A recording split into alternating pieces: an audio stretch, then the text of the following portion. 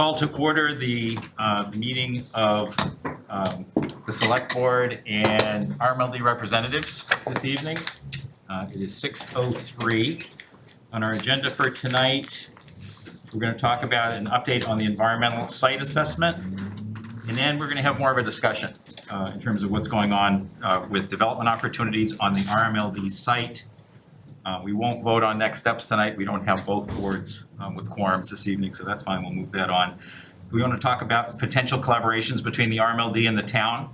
And also we're going to get an update on a forecast of RMLD space and configuration requirements going forward so that we can understand what's needed for space, whether it's at the current location or potentially a different location at some point in time. Okay, so we're going to, we're all here. We need to go through a roll call though to show that we're here, just because we're partially on Zoom and partially local. All right, so let me start. Just to note that you're here. Chris? I'm here, Mark. Thank you. Jackie? Here. Karen? Here. Carlo? Here. And Mark. Awesome.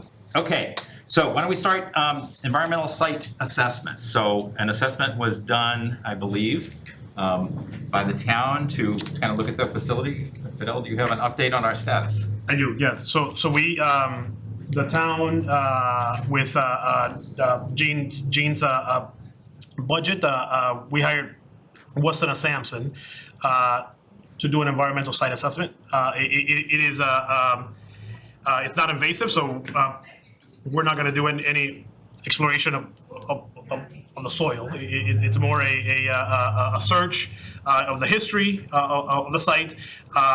However, we will do some testing, particularly air quality testing of the power station building, because I share that my interest in particular would be to make that the power building available for some form of commercial use in the short term. So Weston and Sampson was engaged in early June. They've made one site visit, and they're doing the research on their process. I imagine that we will have the results of the environmental site assessment by the end of July, most likely. Okay, board members, any questions? Ms. Hart, John, go ahead. Yes, if I may, Mr. Chair, thank you. I hadn't seen the assessment, but I know that building has in the past had, and you all know this, I'm sure, back in the old days had lead acid batteries, large lead acid batteries.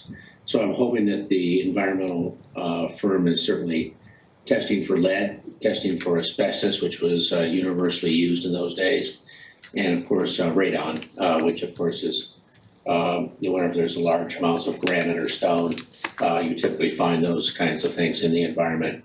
So hopefully they're testing for those and have some remediation program in process if you wish to move forward. Thanks. Yeah, I think so.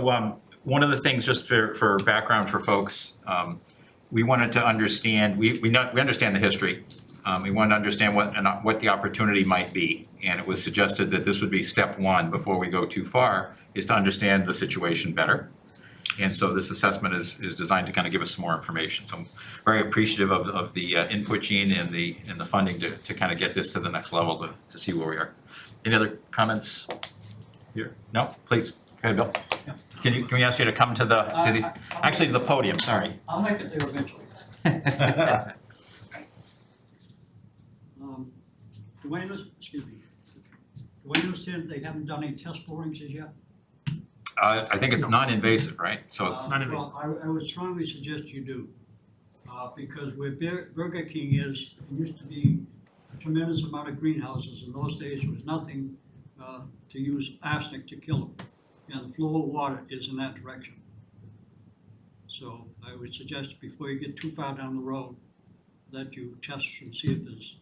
And the other thing too, as I'm sure they know, they used to burn coal to generate the electricity, and God knows how many tons of stuff has been dumped in that swoon. And many years ago, I cut hay in that lot behind it. More than a couple of years ago, right? Awesome. Any other comments? Great. So, and sorry, timing on that was By the end of July. end of July. End of July, we'll Okay. get a report.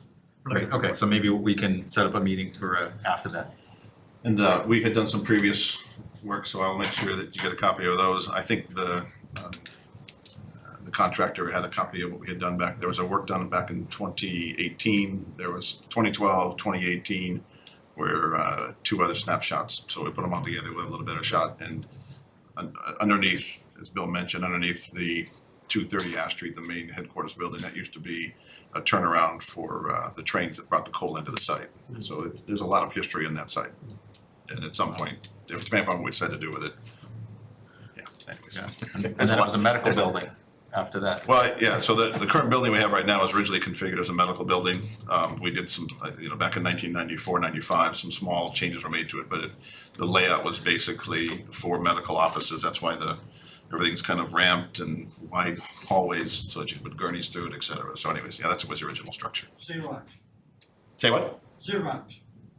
Xerox might have been in there before then, right? Before the medical, yeah. I was on the board when they went down there this year. Ah, great, Ah. good. All right, so that's a great lead into kind of our next topics here, which really is just to talk a little bit more about the site, things that we might be able to do. And I might ask the board, maybe go out of order here. Maybe we could ask you to talk a little bit about the space requirement first. Does that make sense? So let me do a couple of things. One of the action items that Colleen and I took from the last meeting was to set up a meeting with Steve Barbas, who is the owner. So actually, I didn't email a digital copy for those of you on, and so basically so take a few of those. When you guys did the site tour, actually, there's no way to do this now, simply digitally, right? Oh, sorry. Got one for you if you Oh, don't. that's fine, thank you.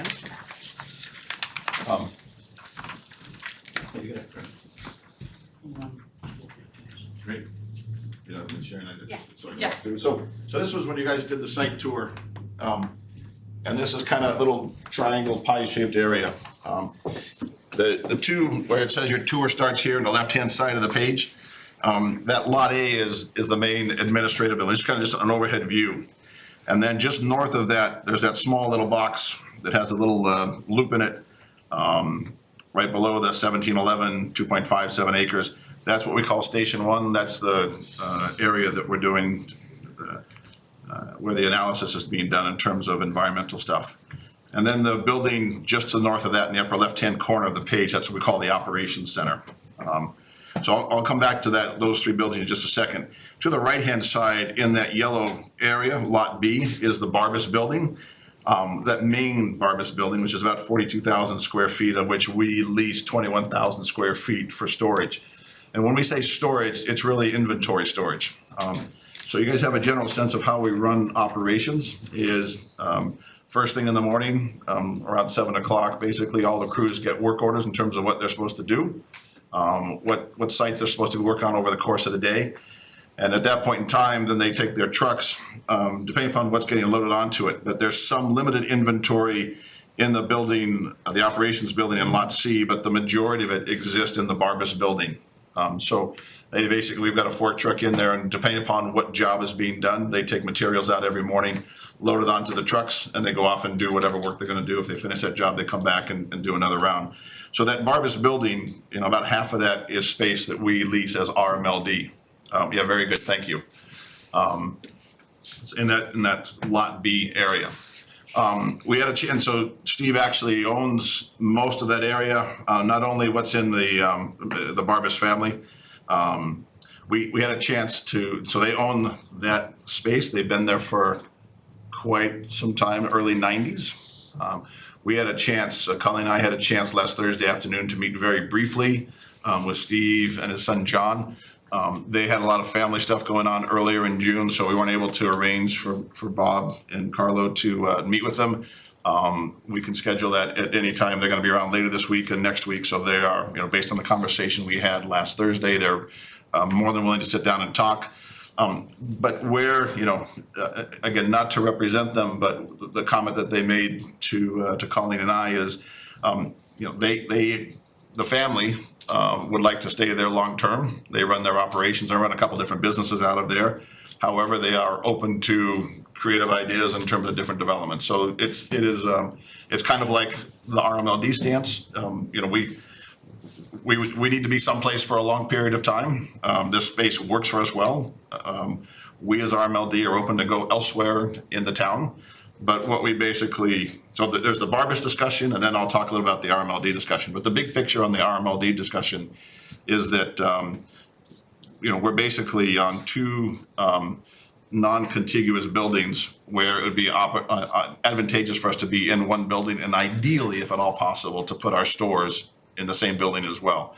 But trying to think out of the box, what we basically, some creative ideas we thought about is if you think about the main office building, that's basically under Lot A, that blue Lot A, we could in effect take that and drop it, and I'm just think visually here, okay? There'd be a lot of construction, et cetera, but basically we could drop that on top of the operations building, probably add another floor, and basically move everything into what's known as Lot C and what is known as the operations building. And I'll walk you through a little more details on that. But conceptually, that's one idea that we thought about, how to create some space. The things that are important to us is we need to have, the teams need to be together. So the operations team and the engineering teams in particular need to be in the same building. Ideally, where we can, we want to try and put some of the stores in that, and I say the stores, the inventory we take every day for the reason I mentioned earlier. And then on the upper levels, we can basically put some of the, the IRD type staff, the administrative staff, the IT staff, the facilities management. We have the other staffs that basically run the wholesale side of the business and the resale side of the business, customer service, billing, et cetera. So that would be a structure. I will pass over to, so big picture, that's kind of a thought. If it works out that it would be better suited in terms of all of the movements that we do in terms of thinking this through to go to someplace else, we're open to that as well. The key thing for us is we need to keep the operations together. We anticipate over the next 20 years, so when we think about a building, we think 20, 30 years down the road, just like of our network. And so we say, what is RMLD going to look like 20, 30 years down the road? We have some clear visions in terms of certain pieces of it. One of them is, we expect our load to be somewhere between, 60 and 100% higher than it is today. So somewhere between a half and almost double what it is.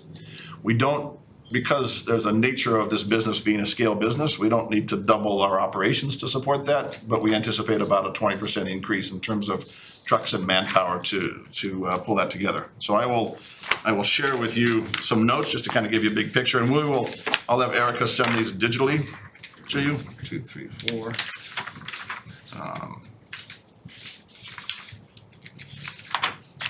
Greg, if I could, might be able to add on to what you just Yes, said. please, John. I'm going to pass these papers out, but yes, please. Thank you very much. So I'm sure you've covered some of this in the past, but certainly we've got a large number of trucks kind of coming in and out, so that's very crucial to our operation, And we had looked at Camp Curtis Guild, I think, in the past, and Greg, perhaps you had advised them on that, but for whatever reason that didn't work out. The second is the ops center. I mean, we spent a lot of money putting in all the electronics and whatnot for the operations center.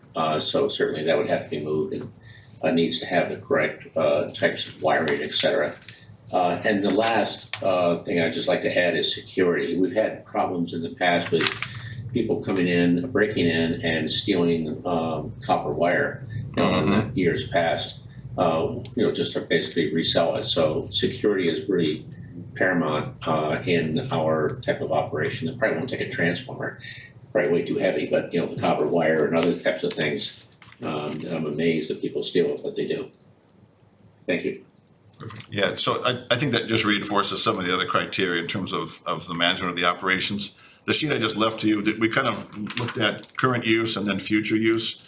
I made some notes up there. Again, the bottom line, the RMLD is agreeable, interested, would love to figure out a way to make our operations more efficient, and operation, the configuration might be there. If you turn to the back page, In the middle there, in that back page, there's a total interior space.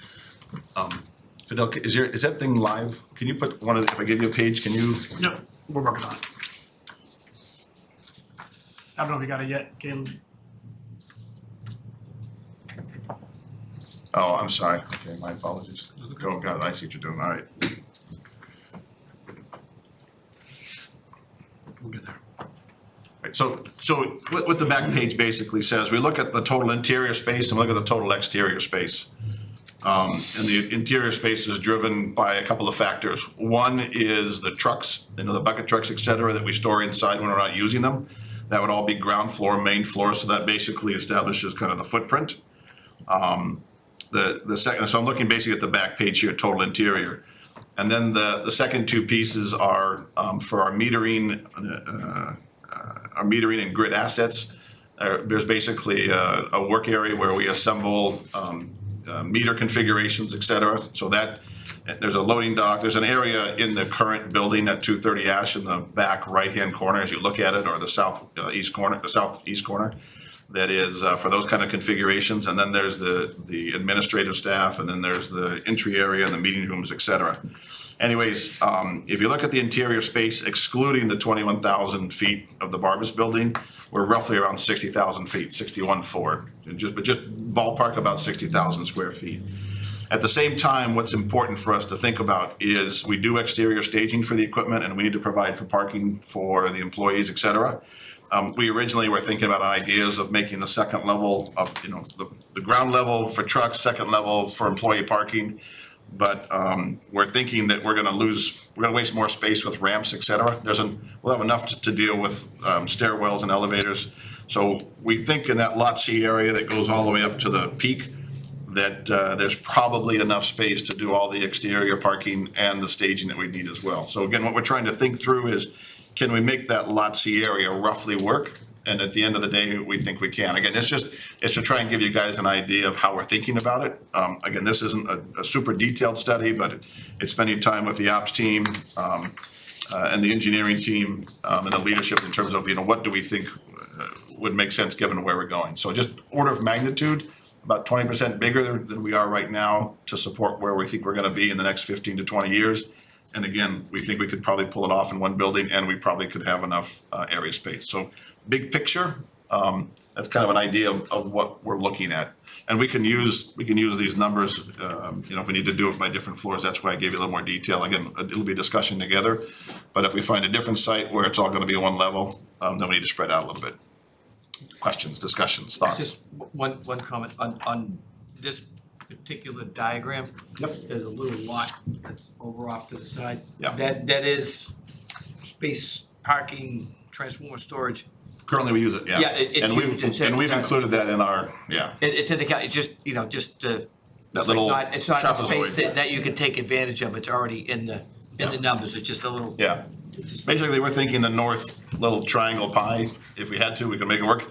It would be a little bit more difficult to open that space up, to take the northern piece and plop it on top of the existing, because then we really would need to think about 4 levels or whatever, because the area around it, there's not much area around the Lot A building, the main 230. So it would have to be a little bit more creative. Not to say that it couldn't be done, but it could be done if you decide, hey, we want to tie in, the northern triangle with Station 1. And Station 1 is that little box in the center there, right below the 2.57 acres. Other comments, questions, discussions? So just to clarify, on Station 1, and when you say Lot C and kind of more or less doubling up, that would exclude Station 1? Station 1 would be separate at that point? Well, there'd be a whole bunch of things we have to figure out, but yeah, we're basically saying, Right. So drawing across what Station 1 would be. Yeah, we need where the Lot C is, we need that for parking, staging, and access to, but the parking in front of Station 1 and the right-of-way to the south of Station 1, we wouldn't necessarily need to use that. We might use the right-of-way to do loops. What we'd have to do, as Bob pointed out, on that northern little point where it says, 17112, that parcel number, there's a gate there, so we'd probably make that a main entrance. We do have to, there's, again, Yeah. we're not intending to design the whole flow. What I'm trying to impress upon you guys is, it is feasible and workable, and we'd have a lot of work to do, but it could happen, is what I'm saying. And it depends heavily on what Mr. Barbas and his family wants to do with his space, because in order to really make good use of Lot A of 230 Ash, you really need to figure out, it needs to be somehow packaged with Lot B, to do what I think would be, where we're trying to head as a development group. Carl, did I see your hand? Yeah, thank you. So on the 20% you mentioned, would you guesstimate that 15% of the 20 is vehicles and equipment, and the 5% would be admin? Roughly, or is it I not? make I don't know, maybe 8, 12, I mean, somewhere, yeah, the vehicles are the bigger blocks. Yeah, it's a good question, Carlos. The thought process is, as we have more load, we're gonna have more transformers, we're gonna have, hopefully, not more poles, but as we're gonna have basically more stuff to handle, so we'll need more trucks, at the end of the day. It makes sense. My only concern with Power One historic building is that whatever gets envisioned and, you actually break ground, is that if we're thinking of this building potentially being commercial use, like non-town of Reading use, that parking is gonna be a massive issue. Well, that's why I think, your Lot A, so 230, if you were to really make a good use of Station 1, Lot B and Lot A you'd have to really reconfigure. You couldn't take the Yeah. buildings as they sit. No, right, I mean, right. you So, could, but- And it'd be, in my mind, get rid of the Lot A building, the main building now. Yeah. And just to have that for parking only, to me, wouldn't make sense, but we have to think about what we do with the historic building, if it's for our own use, I guess there's some flexibility, but because of security issues, and storage issues, all your stuff is gated off Yeah, at all times. Yeah. Weekends and evenings. Yep. So, and there's activity through there. Right. Yeah, I think the question that, the takeaway that Colleen and I took at the last meeting was, you guys kind of shared, here's what we're thinking about, here's what we're trying to do. We tried to get a sense talking to a few of you, and so we basically said, hey, could we pull it off? And so I guess, again, not a design, but conceptually, we could make it work. No, that left side makes sense. It Yeah. definitely makes sense. I mean, but it depends heavily on what Mr. Barbas does too. I'm sorry, go ahead, John. I'm sorry, Mr. If Go I ahead, may. John. The one thing we haven't talked about yet, and I agree with Greg, I think it's certainly possible. And if it's more efficient, I think it's great. Who's going to pay for the move, and all the reconstruction, et cetera? And the only reason I even bring that up, because it's a pretty large undertaking. And the RMLD serves 3 other towns, not just Reading. So the question becomes, where do the monies come from? And if there's a sort of a balanced trade-off between the commercial aspect to help pay for the move and everything else, that's great. But has anyone thought about the construct of any one of these scenarios in terms of what it might cost and where that money is going to come from? Just a ballpark, John, if you use $375 a square foot, and then you took that, you say 60,000 square feet, when you take all the numbers and put it together, you say 3 stories. You look at it, 22 million-ish, but that's billed, I would say it'd be more than that, you're probably looking pushing 30. That's just a round number, but that's just a, high level guesstimate, and that's all new, that's no demo, that's no site remediation or anything like that. Yeah, that's conservative, I would say, yeah. Yeah. So is that something that we could apply for grants for, or where the town also takes in money on this? I mean, or is the expectation that the RMLD is going to fund everything? So John, I think you're a couple of steps further ahead than we are at this point. I think I'm you're- sorry, I didn't mean to. No, I'm sorry about at that. some point, we need to figure that out, but I think we're trying to see is there before we even address any of that. And then I think the answer would be, we'd look at all different kinds of things, but, one of the things, and both Aaron and Gene are in the room too, one of the things being discussed is how might this whole area be redeveloped? What would it turn into? There could be all sorts of commercial development that would, help with the things that are going on. I think the reason we're talking together is so that we can talk together and just kind of explore a little bit, see if there is something that would make sense to look at. And then we'll have to figure out, how are we gonna fund it at that point? But I think we don't wanna get the cart too far ahead of the horse on this. Let's just see if there's something we're interested in pursuing before we worry about kind of how much. I think that's fine, Mark, and I have absolutely no issue with that. I just want to make sure we have a very good rationale for why it's happening and how we can become more efficient at RMLD to serve all of our customers going through this process. I think it's a great process, and I think we ought to certainly explore all of them, but we need to think about, at the end of the day, exactly what the cost is. And before we're done, absolutely, we're gonna need to get there. Another comment, I know we mentioned parking for Lot A and having Lot B involved, but you have to find 70 parking spots on this site at a minimum for Lot A, if you take Lot A. And that's just to comply with, just roughly, you could probably easily get 70 people into that building.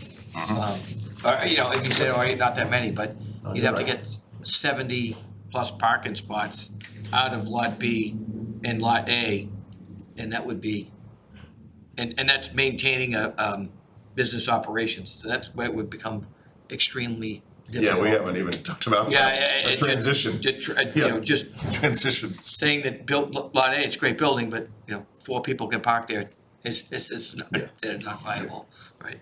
So Are you saying you park 70 on the property now, the way it is? There's- Is that how much yeah. staff, okay, so you get We them have in about somehow. 80 people. There's some in roughly. the back and lot C Yeah. for sure, okay. Well, most of them are, so actually, Karen, almost all of them are in Lot C. They're almost all in Lot C. There's 4 spots that are on the lower right-hand corner. And then right adjacent where it says the right-of-way on the north side of 230 Ash and right where the Lot Ace is on that south side, there's spots there, but those are RMLD trucks or vehicles that the engineers use, anyways, for metering guys that, so there's probably, I'm gonna say any given day, there's probably 105, 110 vehicles on property. I take that back, probably 130 if I include all the bucket trucks. Oh, that includes your trucks. Yeah, there's a lot of, maybe it's 125, but it's 120 plus or minus, it's in that range of the vehicles that go in. Now, that's just RMLD. There's a lot happening with, right next to that 12,000, that's a Smith Oil. So there's a lot of truck traffic in the Barbas, because he's in the trucking business, so. Okay. Let me face this way, because I wasn't before. Karen, Jackie, any questions or comments? Thank you, this is great. I think what we've been struggling with is conceptually understanding your business, understanding how you're using the property, and so that this is perfect at the right level to understand. It's still at that very high level, and I thank you for reaching out to the Barbas as well. I know Jean's, and probably Erin too, have both reached out, so it's good to keep them in the loop, and this is great. Thank you. Jackie? Maybe I'm getting ahead of things here, but notice a recommendation in the notes for a future study by an architect.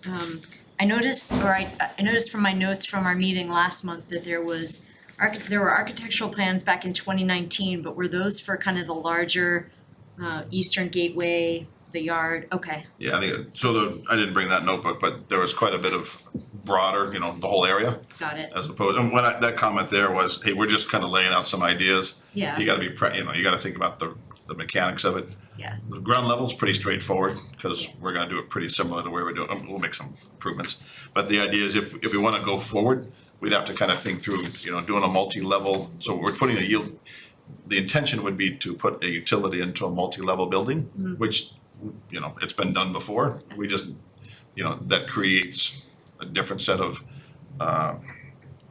logistics in terms of merging people and equipment up and down. Yeah. So the intention here was, can we realistically make it fit? And that was, and we're open to the ideas, and the answer is yes and yes. So final layout, I think the really issue is, the next key piece is to get a sense, and maybe when we pick up where we left it off last time, is to schedule a meeting, the 3 of us and Steve and Johnny Barbas, just to, have these two, basically kind of have an open discussion with them to get a sense of where they are. Yeah, otherwise, I support that, but I agree with John that we'll pretty soon after need to kind of apply some pretty hard-headed cost comparisons to this based on what it's gonna cost to get us there versus what we can hope to And on that note, not to get too far ahead, but, you know, I think we all bring up a good point, right? The RMLD supports, 4 towns. 60% of the load is outside of Reading. So we need to kind of put that in mind where those ratepayers outside of it that aren't directly benefiting, we just have to make sure we work the numbers. And I think all of us can, we will be as creative as we possibly can for other sources and how to make it work, but you're right. Chris, any questions or comments? Yes, thank you. So are you saying that everything can fit onto lot C in a perfect world? Stacked. Yeah, multi-level building. Well, And- I'm sorry, Chris, just to be clear, except for the 21,000 square feet in the Barbers building. There- Oh, all right. there- Because I was gonna say that if we can fit that all over there and not have to rely on leasing from somebody else that may or may not re-up a lease. Yeah, seems well- like it. Yeah, so that you do bring up a good point, maybe there, at the end of the day, the footprint is about 24,000 square feet per floor. So, if you think about transporting equipment up and down, technically, we might be, we hadn't thought about that because they're fork trucks. And, when you got heavy equipment on the second floor, you just have to think about it. So it's not out of the question. It's not out of the question. We hadn't thought about it, but that's a great thought. It's possible. Yeah, because it really seems like it hinges on whether or not, if it seems like he wants to keep stuff in the family, but still wants to keep RMLD utilizing that other space, I mean, Yeah. that makes sense. We're a But good if not, I mean, you really have to. Very quiet think like it. at night. And we pay the bills. Yeah. So who actually owns the A building at Ash? Is it the town or RMLD leases it from the town? RML, so I will have some, in our next meeting, I'll have the actual documents, but RMLD owns both the building and the land of Lot A. Okay, And then my understanding is that RMLD owns the buildings, Station 1, and the operations building, and then we're the custodian under the ownership of the town of Lot C. And the custodian until we no longer need the space. So there's some details to work out, but we're kind of married on Lot C, and RMLD owns the land and the lot in Lot A. okay. Thank you. Thanks, Chris. You grabbed the first question that I wanted to ask, so thank you for doing that.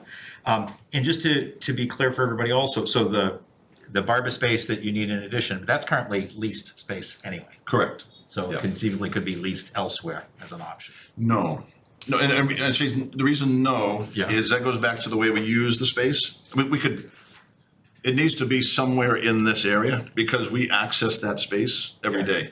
Remember, so the reason I tried to set up how we use the building, so right now, the operations center has minimal storage. So when I say storage, our stores, our inventory of transformers and gears and wires, et cetera.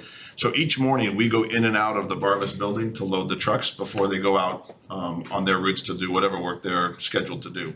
So while we technically could, it's not really, I mean, it could happen, but it's not really practical to have the trucks go off, go do another pickup, and then go to the site. It's best, and sometimes, hey, I'm missing something here, so they go back into lot A, the main building. If we have to track down a piece of inventory, generally inventory is pretty well, it's where it's supposed to be. But that space needs to be, ideally, there'd be a wider footprint of the proposed new building in Lot C that would let the stores be adjacent to it on the same level, because then it would be more efficient, but it's not practical. We hadn't thought about, Chris brings up a good point, we hadn't really dove into, can we put the stores either on a sub-level or a level above, so that we basically keep the same footprint, but not have to lease 21,000 square feet from Barbas. That's a possibility. So Okay. to answer your question, yeah, it could happen. Yep, and just a quick question, I'm assuming that as we look at this in a simplified way, the left-hand side is what you're leasing right now of the Barbas building. Actually, we're leasing the center. Line X is on the left. Yeah. So if we did all this, we would probably say, hey, Steve, we need to be, anyways, we'll see how it plays out. But yeah, it's not that big, but it's an extra, 30 feet. Got it. And that staging area, just one small point, that area right in front of the Barbas building there, that, you know, he's got trucks there and we use it for staging and loading. Our trucks spin over there, we load the trucks up there. We don't drive the fork truck, you know, back over to Lot C. We do all the loading right in this area right here, Got it. which is okay. Just a quick, I think I heard you mention this before, so for your operations and your business, the storage cannot be broken up from the trucks, the trucks cannot be separated from the office space. You all Correct. need to be together in Needs to the be same contiguous. campus. Same campus, yeah. Okay, thanks. Quick question. The Smith Oil building is owned by Smith Oil or Barbas owns that? Barbas, sorry, Okay, Barbas. Okay. cause, all right, I'm just, okay. He owns most of that space back there. I think that one far right-hand corner, parcel 19 and 119. I'm not 100% sure, but I'm pretty sure that might be one piece that he doesn't own, but I'm not 100% There's sure. Northeast Cutlery back there, there's Yeah, Northeast Cutlery. Sartell's back there, Yep, exactly. Sartell's in that far corner. and we don't know who owns that. I'm not 100% sure. I don't think he does, but I'm not 100% sure. Barbas is the primary landowner behind us. And we're paying, I think it was 12,000 a month, or was that, I'm way off on that. I don't remember. It wasn't 20, was it? No. No, it was I just don't- above 10, but below. I think so, yeah. I don't remember off the top of my head. Chris, you would know. Sartell owns that lot. Okay, okay, good. So Sartell does own, that's right, yeah. Okay, good. Okay. That corner. I was gonna ask if Jean or Aaron had any questions or comments you guys wanted to share. We've done a lot of work in this area, I think as you mentioned. We have, Can I ask you a quick favor? I'm sorry. Could I ask you to come up just so that the folks online can hear as well, please?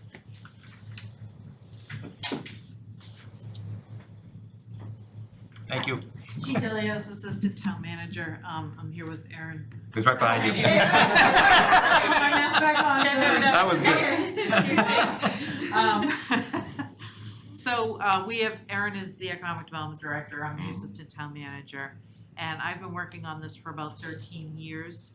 Aaron's 3 years.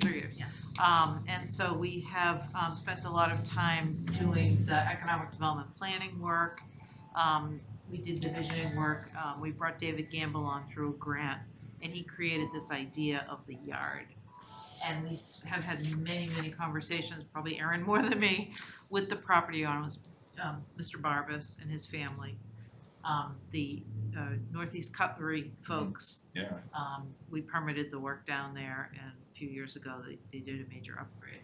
So we are familiar with the property owners. We have identified them all. We have a lot of data and a lot of maps and a lot of vision work for what it could be. And I think the thing we were talking about earlier is the antique power building really is, from an urban design point of view, the focal point of this area. So I would really point that out as sort of one of the big things. And we really support the idea of how can we help and guide and assist with some of the work that we've already done, like who owns what and that kind of thing. There's a lot of information. Erin, is there anything else? Yeah, and all the reports and information and public meetings and things of that nature are all located on the Economic Development website. So I'd encourage everyone to take a look at the plans that have been done, the Economic Development Action Plan, as well as the Urban Design Plan that Gamble Associates did. We presented that information at the Economic Development Summit, I believe it was 2019. And we, again, are planning a public forum this fall as well to discuss that plan and other ideas. So we're really excited about the work ahead, and this is a great conversation to hear. And it does dovetail nicely into the Economic Development Action Plan as well as the greater vision that was done in a public process with Gamble Associates during that time frame. So we're excited to hear more.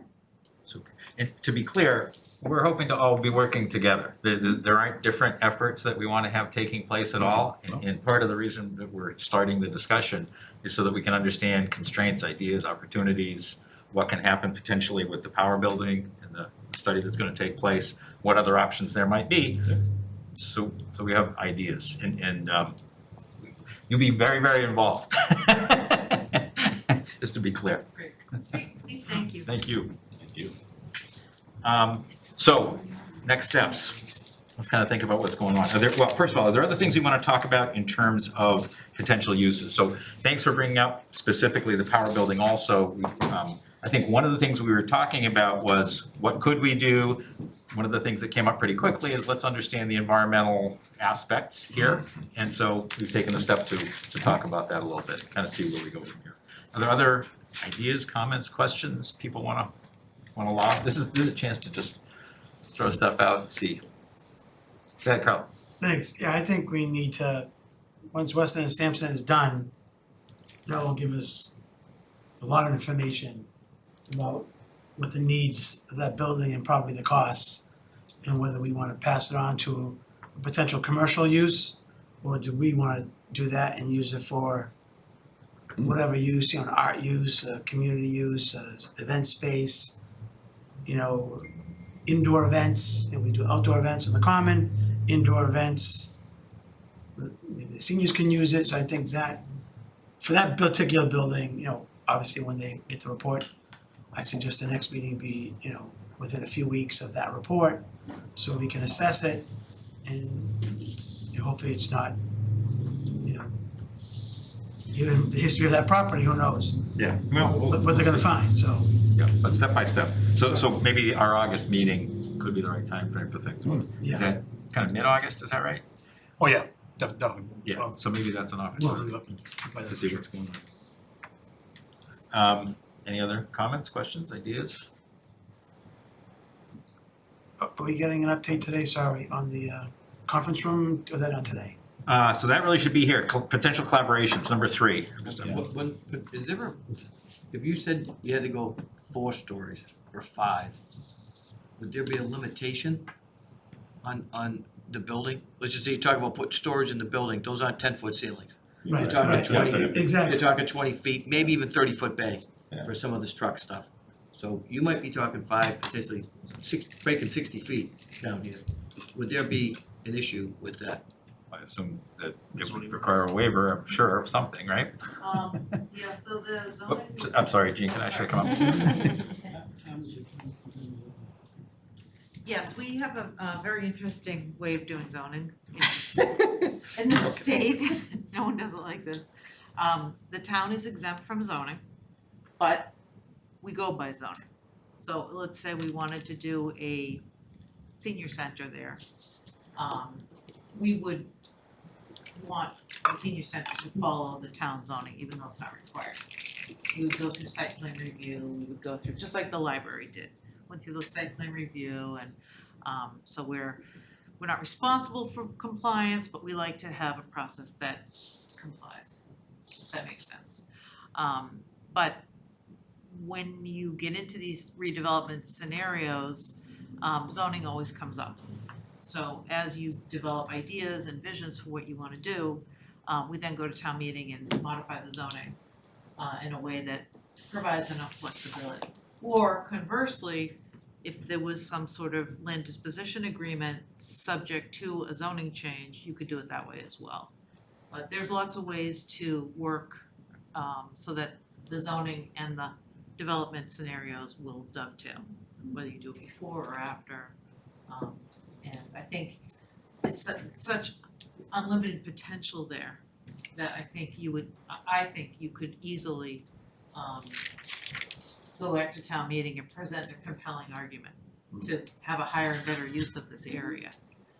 What we'll be doing in the fall, Aaron and I, is inviting the neighbors to come and be part of a conversation about reuse of the area. We've had some of that, we've had 2 or 3, maybe 4 meetings like that.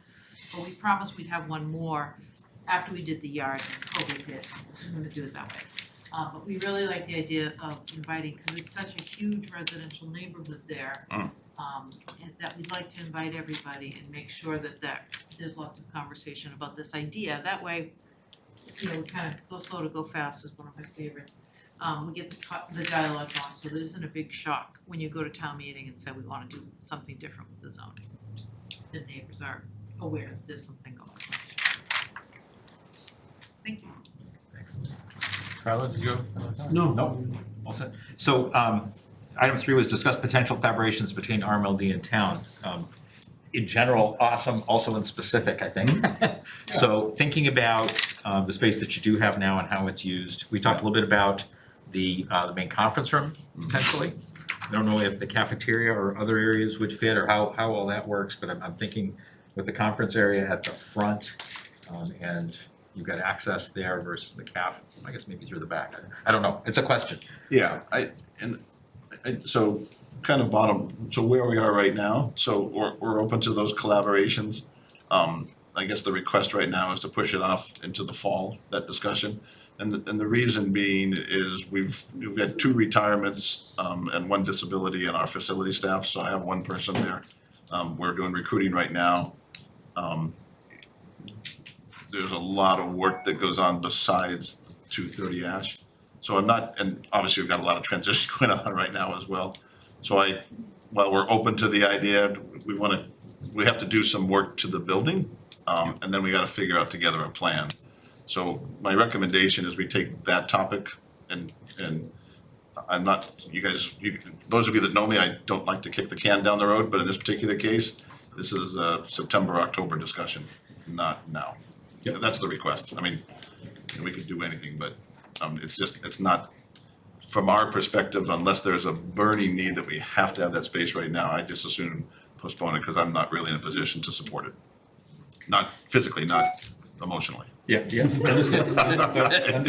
And just to, with all the discussion going on, and Jean mentioned it also, at some point, there'll be a feasibility study underway for the potential of a new senior center or community center. Yeah. And the idea would be to look at all sorts of different potential locations around town. Sure. And I'd hope that that's one of the ones that we Sure. look at in terms of Yeah, potential. again, What we're gonna do. we're there, it works for us, kind of. We're open to doing something different, so there'll be no pushback from that. Right, so I think there's kind of town use in a lot of different ways. Yep. There's broader commercial use, there are a lot of Of different course I ways. say that, Mark, right? We'll need to exit the building before the senior center comes in. Maybe 10-minute Oh, walk. are you making a personal comment? Second floor. Other questions or comments? No, good. So what if we suggested, try to do a joint meeting in August? Would that make sense? We'll have the results of the survey. We can talk a little bit more about some of the ideas. I think it's quick. Understanding your point on staffing and exploring this issue. For that topic, yeah. Yep. And again, following that, I think will be part of the feasibility study discussion that'll take place. I will share some of the previous environmental work that we've done, Fidel and his team, and then I'll also take the action item to try and schedule time with Barbas and Carlo and Bob if that is a appropriate next step before August. So I think that's what we talked about. Everybody good with Is that that? good? Yeah, great. Sounds great. So let's definitely So do we'll that. take those 2, I've got those action items on our side. Super. Mark, one comment, can you stay away from August, like 15th through the 17th? When, Oh, right, Need to yes, accomplish. yes, right, that's exactly right. we are, sorry, August.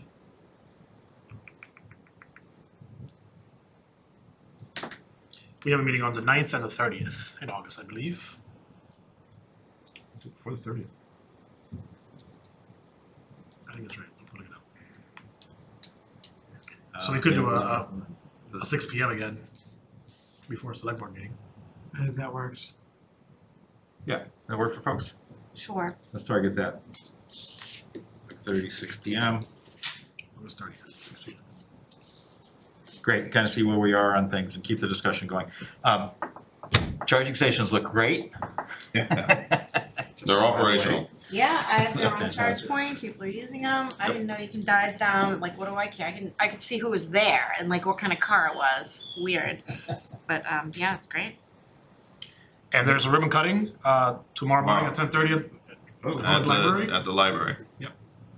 We're trying to arrange for some press to be there to not only take pictures, but maybe do video and a few choice comments. Great. Should be good. Are legislators aware also? I'm sure they must be. I'm sure they are. We should be sure. I will make sure they are. Great, all right, any other topics for discussion? Thank you. thanks for coming down, appreciate it, all good. Teamwork.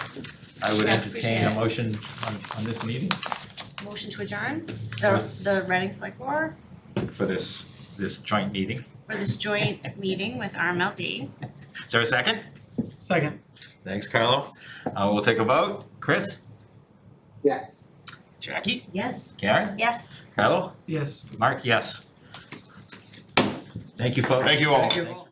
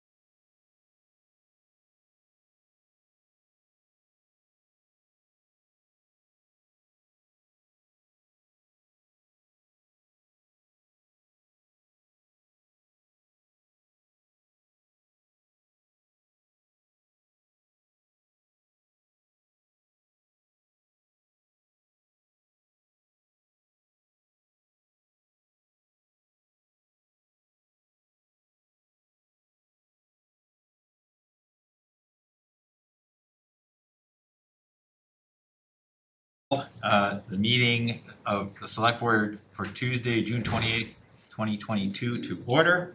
Tonight's meeting is being recorded for RCTV Live, Comcast Channel 22, Verizon Channel 33.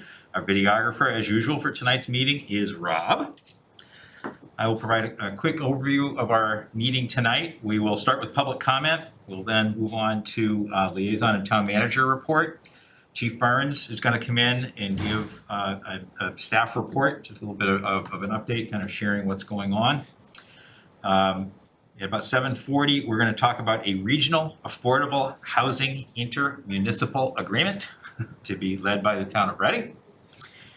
We'll then talk about a couple of ARPA funding requests, and I just saw a note from Marianne Downing. She's able to join through the Zoom at that time to talk about the reports from the RAC committee for both of those.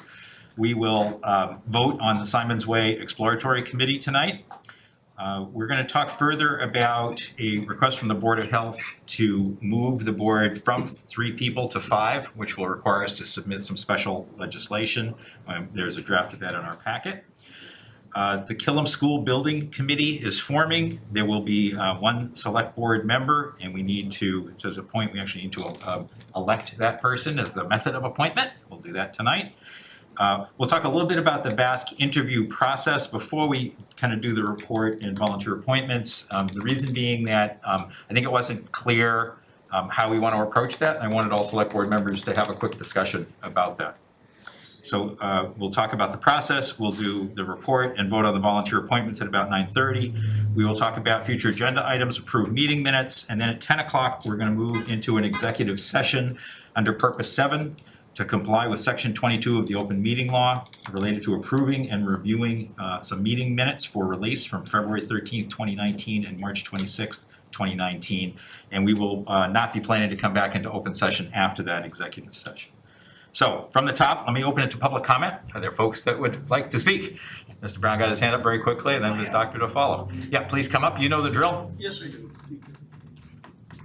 For the official record, it's on me. As you know, we just had a very successful Memorial Day. One of the outshouts of it was that Caitlin, Frankie Driscoll's daughter, handed me a list of markers, veterans that had markers, but somehow or another were on our list. So I went back through cemetery fine, and most of them are not listed on the cemetery fine. That's why they're not on our list. And I paid, it's around 50 somewhat. And I've made a list to give to Mike Howland and our new GIS coordinator. We're trying to get the maps a little bit more readable. Frankie could read them in his sleep. He didn't need the maps. The other thing that people might be aware of, if you have a loved one, a veteran, or that was a veteran, please make it known at the time of the funeral, because we don't know. And another one that's in there is not quite as much. Up at the Forest Glen Urn Garden, there's about 10 veterans. Again, we didn't know because they're cremations. And talking to Michael Howland, all the town gets is a cremation certificate. It doesn't tell if they're military or anything else. And then the other thing that there's very few of them. Several of the veterans in the cemetery do not have a military marker. And that's can be done through the veteran service officer, or the undertaker could apply for them if they want them. And I think it would behoove them to one of those that have served this country. Thank you.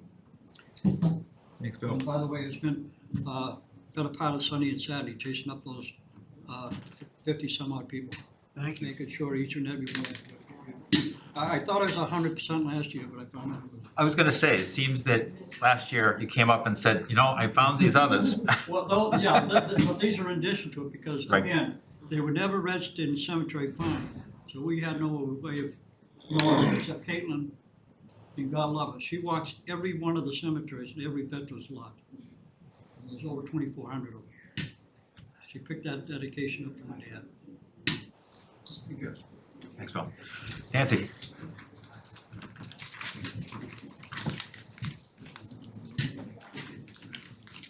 Nancy, Dr. Pearl Strait, Pearl Street and a Precinct 1 meeting member.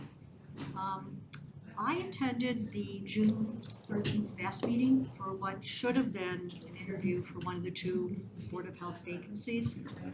At that meeting, VAST openly disregarded the bylaws regarding appointments for boards, committees, and commissions. They refused to consider term limits and applicants. And I guess I'd like to know if this is a new policy to only consider incumbents with good attendance records? And are appointments now by VAST made for life? Because I think this sets a very dangerous precedent. And it further casts doubts on the integrity of VAST. You know, wasn't so long ago that a past select board member openly opined about using VAST appointments to influence boards, committees, and commissions. The select board likes it. And it has been through public pressure that VASC is now posting the interviews with candidates along with their CDs and the dates and the times of the interviews. A current select board member had to be reminded by town staff in the not too distant past that VASC meetings are open public meetings. I think perhaps we need to consider if RCTV needs to start recording all of the interviews and the deliberations. So tonight, I'm glad that you're going to be addressing the VASC policies, the apparent changes in the bylaws, and what are the concrete steps that are going to be taken to restore the credibility to VASC and thus the select board. I understood from the candidate who was denied her due process, she withdrew her application as her only means of protest. And this was after she was asked if she would consider an appointment for a vacancy on a board/committee that she had not even applied for. So I think there's actually something to see here, and I hope you see it as an opportunity for best practices. Thank you. Thanks, Susan. To your point, we will be talking a bit about the VASC process a little bit later in the meeting. But just to clarify, there have not been changes in the bylaws. That is a larger process than we can do ourselves, and there have not been those. Any other public comments? Anything online?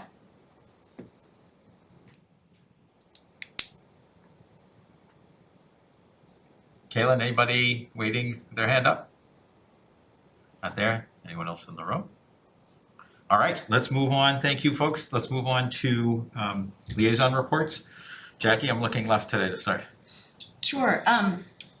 No liaison reports from boards or committees, just a couple of notes. First and foremost, thank you to our first responders for their actions yesterday in helping the residents at the Pearl Street after the flooding. We appreciate your work with the most vulnerable of our neighbors. We've had a lot of great events over the past couple of weeks, from the Students of Color and Allies Juneteenth events to the library summer reading kickoff, to the community garden launching Porch Fest, which was a lot of fun last weekend. So thank you to all the volunteers and organizers of all of those. And then just one extra item I'd like to add. For anyone watching, the state's Department of Conservation and Recreation is offering free swim lessons to anyone age 4 and up at locations across the state. You can go to mass.gov DCR for info on that. It's certainly a super important life skill for safety around the water. So just wanted to pass that along. Thanks, Jackie. Karen? Great, sure. Okay, I agree with you. This jam-packed June has been wonderful. The Juneteenth, thank you very much, Fidel, and to the staff and for the students for putting that together. And then Mark was on hand to keep the screen from blowing over multiple times. Good job. I served a second function as a backstop. And Porch Fest was fantastic again. That was great. So let's see, on June 16th, I attended the Mass School Building Association Superintendent Seminar, which wasn't really what I was expecting. There were about 144 people on the seminar, and these were all communities around the state, also presumably approved by the Mass School Building Association and interested in moving forward and understanding how to get a big school built or a huge renovation done. So I was a little surprised at the beginning of the seminar was basically municipal finance 101. And but the second part was amazing. Actually, the first part was great too. It was for me, it was for a reminder. I assume there must have been people that were kind of new to municipal finance, so it was all the basics. The second part was very interesting. Basically, it was presented by a gentleman from the, let's see, Sean Cronin, Senior Deputy Commissioner for the Division of Local Services, and Deb Goldberg, the US Treasurer, the State Treasurer, introduced him. The question asked was, all communities are asking, can we afford this when it comes to new school building projects? So that second half of the seminar was amazing. Highlights were the concept of a municipal finance team consisting of select board, school committee, staff, town manager, superintendent, and finance staff on both sides, and the finance committee, and having your community be ready to start acting like a municipal finance team for these projects. Thorough discussions of answering the question, can we afford this? Having your debt planning discussions. What are your policies appropriate? Have you done long-range planning? Touching on free cash best practices. How do you know when you're being too conservative for your free cash balances? I would love to propose that we consider doing something like this for a financial forum in the fall, again, as a collaborative effort. And that's typically when we'd have school committee and all of the people that I spoke about. And this gentleman lives in Stoneham, so maybe he would just come here and do it for us. It would be Reading focused, and that could be very useful as something as leading up to town meeting, where we're gonna need to go to the town meeting and ask if they will fund the design for the school. And aside from that, I was not able to attend the school committee meeting, so I had to catch up on Zoom, and they did reorg. RMLD met last Thursday night. So that was a very informative meeting. Their annual report has been published. It's on the website if anybody wants to look at it. Two things of note. I forwarded a couple of slides to Fidel and Caitlin, which I'm hoping she can pull up now so that the folks at home can see as well. Two things, I apologize. I had hoped this would be, they met Thursday night. I had hoped this would be in your hands before the meeting tonight. So one option we have, and I spoke to Greg Phipps. Greg Phipps is gonna send out a letter that looks like this on behalf of our effort to join the Green Communities Program. That has not been finalized, approved in the Senate yet. So it was suggested by someone at Energy New England that we go ahead and continue to send out letters expressing our desire to have this completed. I know you can't read that, that's too small. Actually, I can, Can you? yes, which is Okay. incredible. So this would go to the members of the Telecommunications Committee, on both sides. And everybody that we actually sent them a letter before urging them to consider updates. So this would be this is in front of you now. It doesn't just help Reading, it helps all of the RMLD communities be able to take care of this program, and it also affects a few other towns. I believe Peabody is one of them, and I forget who the other couple are. So I would love it if we had a chance to read this, and if the select board were willing, that we would just ask Laura, Fidel, whoever has our stamps, to stamp it and send it on to the appropriate legislators. The end of the legislative session is June 30th. Senator Lewis, the last time I talked to him, he's optimistic that these changes, which would help us a lot, will get approved, but even if they don't get done by 6:30, he says they're gonna continue to approve some bills post the end of the legislative session. So, go ahead. Are you proposing that this was not something contemplated 48 hours ago? Or how would you suggest we deal with this? Actually, yeah, it would have been, yes, this was definitely, if you count Friday, within 48 hours ago. And So how do board members feel about that? In other words, taking this as an item that wasn't contemplated 48 hours in advance of our meeting, Well, and it's time sensitive.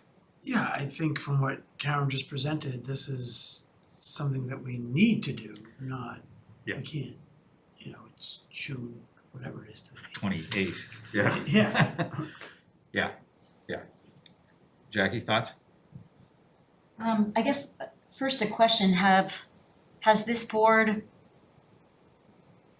done something like this in the past in order to support the green communities? I guess what I'm asking is what's the history of our board with respect to this effort? I do believe that we did send a letter already on green communities. We also sent one as a board when they were on other matters like the biomass plant that they were gonna build. We agreed at a board that we didn't think it was a good thing for RMLD or the town of Reading, and we did send a letter of support. Okay. It's been so long, Yeah. ongoing, it's been like 2 years. Yeah, so I believe we did send something in support of green communities. We certainly had our legislators in and told them we wanted it. The hard part for us is just items that are within 48 hours of a meeting. Yeah. That's the harder part. Yeah. This is time sensitive, it is within 48 hours of the meeting, it wasn't contemplated before. I think it's reasonable. Chris, any thoughts from your side? Thanks, Mark. Yeah, while I would agree with the nature of what's on there, I would just be hesitant with it not being posted or anything even talked about prior to the meeting. I don't know if the way around it is only Mark signs this and calls it a day kind of thing, but for me, I don't feel comfortable that this wouldn't pass an OML test. So one thing. Other than that, I agree with what's here. Yeah, so maybe the approach we should take is that as a board, we don't take we don't do this as a board. As individual board members, we send letters signing them as individual board members, not presenting ourselves as the select board, but as an individual member of the board. Because I can't do it either, you know, as chair, I don't think I have that. So my suggestion would be that, you know, armed with a copy of this, understanding the time frame, if members wanted to send a note on their own behalf as a member of the board, that would be great. And it may be that multiple members do that. Is that a reasonable approach here? I think we're kind of deliberating already to begin with, but I mean, I'm good with whatever you come up with. Well, the safe way would be not to do it as on behalf of the board. So why don't we do that? Yeah, I mean, I don't have a problem with as the town manager signing the letter and submitting it on behalf of staff. I mean, we have spent a lot of time on green communities. As you know, we submitted an application in the spring, I want to say, for approval. Reading has been doing a lot of work on green communities, so I don't have an issue with signing the letter and submitting it on our behalf, or on On behalf of the town staff. as a town manager, yeah. Town on manager, behalf of perfect. staff. I think- Okay, let's do that. I think that makes sense. Let's do that. I'm sorry to interrupt. Yeah, I wanna put my name on it. I wanna be a big mouth because, sorry. I've attended hearings on this, I've spoken on behalf of this, and I want them, I don't know if they'll recognize my name, but I feel like this is a continuing work that I've been doing. I think individual I'm members just trying to think if there was consider another way that we could do it. Individual, not on the same letter? Terry. I also just wonder, I mean, my understanding is that the legislature has until July 31st, that they have until June 30th for the budget, but, and I don't know that that's the final word on it, but I guess and to your point, as you said, I don't think, you know, they're definitely still passing a lot of bills in the month of July. That's what he said, Yeah. it requires 100% Yeah. agreement, but they would be, so I think it's, but we don't know the timing of it or whatever. Okay. And I'm also looking in the legislature website and not seeing that bill number, so HB 4351. So why don't we add this to the next agenda, specifically for the board, to deliberate and talk about a letter from the board. And obviously, individual members may want to support things separately, town manager just indicated. Does that work? It's already, yeah, I don't know. other things on your? Yes, yep. Okay, let's see. Okay, so can we just switch to the the other slides that thank you. You can actually probably just go to the last slide. So, this was 4 slides, but what I wanted to show here is that in 2020, the select board approved a new 20-year agreement with RMLD, and at that point, that was when we codified or ratified the new formula that you and the select board had worked on the year prior. So I think these are kind of the first, and maybe the second years of results, but we were in the middle of a pandemic, so I don't remember. But what we can see here is the formula, that Mark took the lead on working out. We are receiving, it is in here, right? Yeah. Here's the forecast for what we'll be receiving. Return on investment. And you can see it going up. So RMLD sales went up about 1%. That's a good thing. For a while, it was going down 1% every year. As we move to electrification, we should see that trend switching and changing, and we predict it will. So the good news about this is a win-win formula, as we expected it to be. RMD always wants to sell more electricity. The more electricity they sell, the healthier they are, the more money we get back as their owners for assuming the risk and liability of being their owners, and the other communities still get their pilot payments as they were agreed to. So the pilot payments come out twice per year, so Fidel may already have like a big check in the mail. And that's it, thank you. Thanks, Karen. Carlo?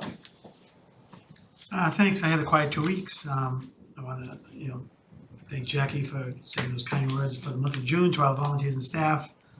I was able to attend a few Porch Fest events. I wish I could have attended more. The only thing I don't wanna call it a complaint, but I would love to see if there's any way more hosts to be closer together, to make it more walkable.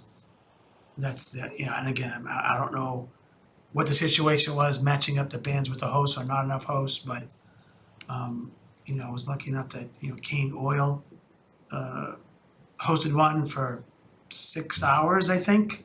Wow. And there was nothing walking distance from that. You could, obviously you could walk anywhere and bike anywhere, but it'd be nice to hit like 3, But other than that, it was great, and obviously we had not a purport, but we had a retreat that hopefully proves fruitful. Super. Chris? Thank you, Mark. So a couple of things to report. Like Karen mentioned, the school committee did reorg, and it is Sean Brandt as chair and Carla Nazaro is vice chair for that. I attended the RMLD CAB meeting where it was brought up about renewable choice, and only 66 residents or residential customers have signed up for the renewable choice since February. So not quite where they thought it would be. That's where you would have to opt in to offset the carbon footprint and whatnot. So they're looking for more people to be signing up for that in the future, and they're going to be putting out different blasts regarding that going forward. Also, yes, Alan and Ace put together Porch Fest. It was an amazing event. I believe they just do it by themselves, so perhaps that's why logistics are on a tight budget and time constraints over there. But having said that, there was, I believe 55 bands and whatnot, and, I think for the most part, other than the walking kind of thing, you can't control that. But otherwise, it was a great day for Reading, and thank you to both of them. And then the other thing, it's good that we don't have to do a fundraiser for the Pearl Street residences. I'm sure Fidel's going to mention that stuff going forward. But the bad news for all of you is that the dunk tank is coming back to Reading, and Fidel, Carlo, Tom Wise have already signed on. Charity or charities have yet to be determined, but hopefully all of you, school committee, et cetera, going forward, whoever Fidel just pointed at. So we'll see about that during the Fall Street Fair and whatnot. But that's all I got. Thank you, Chris. Thanks.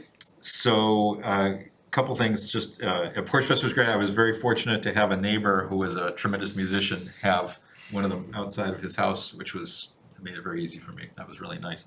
So thanks to all who were involved with that, and I think that was great.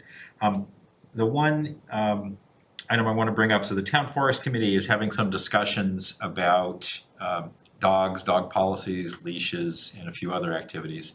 And there may be some discussions coming up that would relate to asking for a change in the bylaw related to that. I attended the meeting and listened, basically, in terms of trying to understand a little bit more what's going on and to learn more about some best practices and other ideas that we might be able to use to implement to kind of assist what's going on there. There are some issues. There are some people who are concerned about walking in the forests with dogs kind of running around not under voice control. So more discussion to be had about that, but that may be coming to us in a future meeting and maybe even broader than that.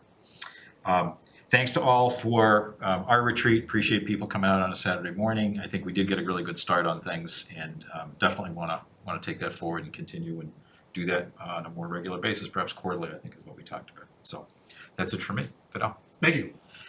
So as Mr. Brown stated, Kevin Bowmiller is officially retiring on June 30th. We do have a full-time VSO, a Veterans Service Officer. His name is William Valier. He started on Monday, and you know he's doing some handoff with Kevin. I hooked him up with RCTV and the Chronicle to do a profile about him as a new employee, and I think those things are important. In the last meeting we had, we talked about CPA, Community Preservation Act, and the fact that we should start those conversations again. And just to update, I had a meeting with an organization called Community Preservation that handles this as their mission. The last time that Reading had it on the ballot was in 2001, and CPA failed at that time 51 to 49%. They essentially gave me a framework on how to move it forward if that is what the board chooses. Essentially, they recommended forming a CPA study committee that would essentially put together a marketing plan and a recommendation of implementing this policy. It would have to be approved by town meeting, and it does have to go on the ballot. So it's a ballot question. So with everything going on, I realistically would say that this is something that we tackled in 2023/2024, but it is definitely something that I'll bring to the board, as we get closer. Two more things. So on affordable housing, I presented to the board maybe 2 months ago now. I'm sorry, 2 meetings ago now about Oakland Road. As you know, we received $50,000 from town meeting in April to do some initial designs, and I think it was Mr. Haley that said or asked, if it's one home in there or one townhouse, it doesn't make sense. If it's more, then it starts making sense. So we have somewhat of a preliminary view.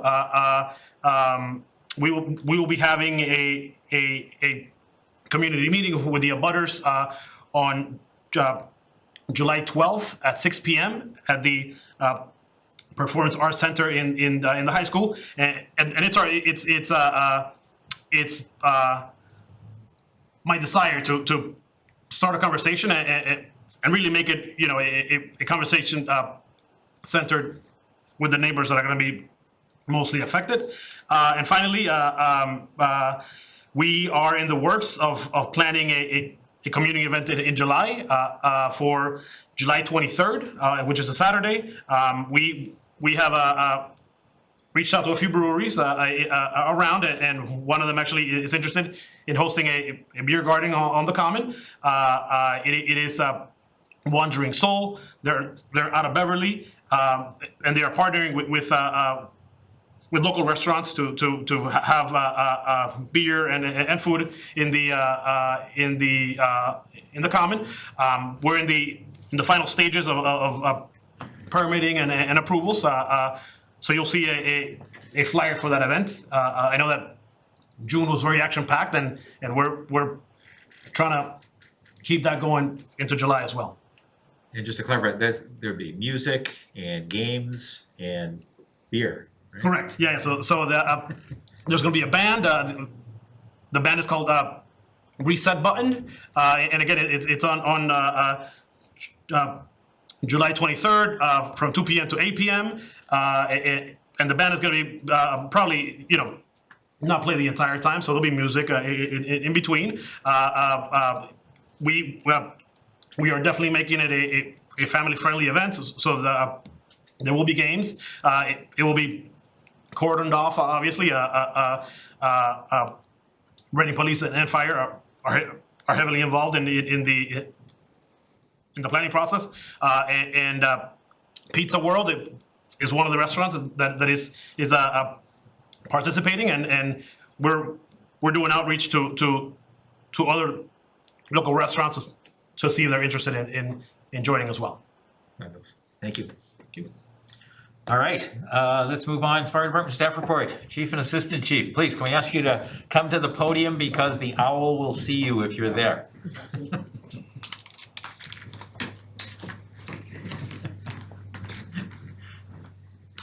Thanks for having us here tonight. This is Tony Del Signore. He's our Assistant Chief. He's been Assistant Chief since January. Nice to meet you all. All right, man. Nice to see you. Welcome and thanks. I have just a couple of slides to feature. So I wanted to just kind of bring you up to date on some things that are new and what's going on in the fire department that you may not be aware of. So Tony's new, and one of the introductions just last week, our EMS coordinator, firefighter Joseph Lapola, was recognized by the Paul Coverdale Stroke Systems of Collaborative. Firefighter Lapola was recognized for his contributions and the contributions of the Reading Fire Department on stroke treatment. The Coverdale is a stroke registry and quality improvement initiative that each year they host an awards ceremony to recognize participants' achievement in meeting quality of care benchmarks and participation requirements. So the Coverdale program works to ensure that Americans receive the highest quality care for stroke. And it's a leading cause of death and long-term disability. So an effective stroke treatment of care looks at improving quality from the time that the stroke occurs, from pre-hospital care, hospital care, and then after that. So firefighter Lapola was recognized for his contributions, and we've done a lot of training in the fire department on recognizing the stroke, proper treatment for those patients, and getting them to an appropriate facility.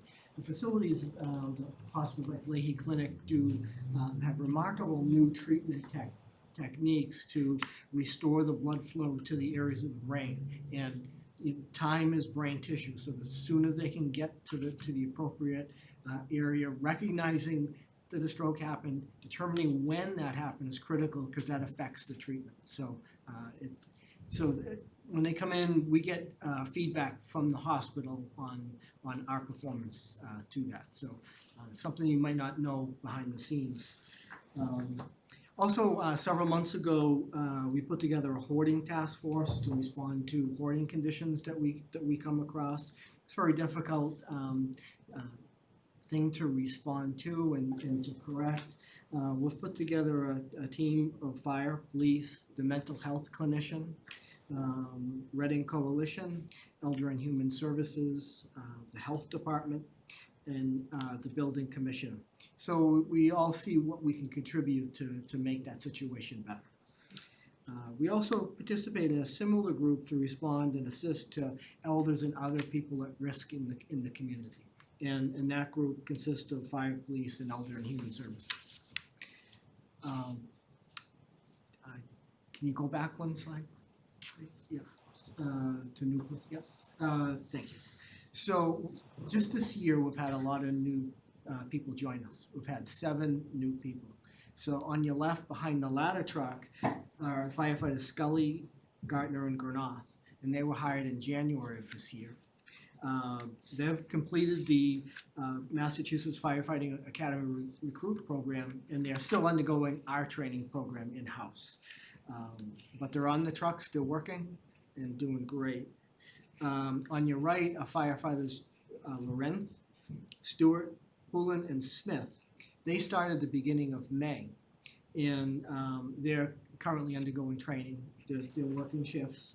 Firefighters on Lorenz and Stewart on the left behind the ambulance, they're former Bedford firefighters and have been through the recruit training program. So they're very experienced people, very, very good at what they do. We're very fortunate to have all 7 of them. They've just been doing great. So, and the 2 on the right, firefighters Pullen and Smith, they'll attend the academy in November of this year. I've spoken about the backlog at the academy for quite some time. So firefighter Smith on the right, he has undergone a call volunteer program and is certified as a firefighter, but we always send him to the academy because it gets really into depth on where we need him to be. Could you go to the next slide, please? Here's firefighters Scully, Gartner, and Granath graduating from the Massachusetts Firefighting Academy. Town manager joined us that day, and we also had several off-duty members join us to welcome the new people into the department. Firefighter Granath, he's hard to see. He's right next to Tony. Tony's the tall one there. He's to Tony's left. He received the Richard N. Bangs Award at the Academy, and that's given to the student that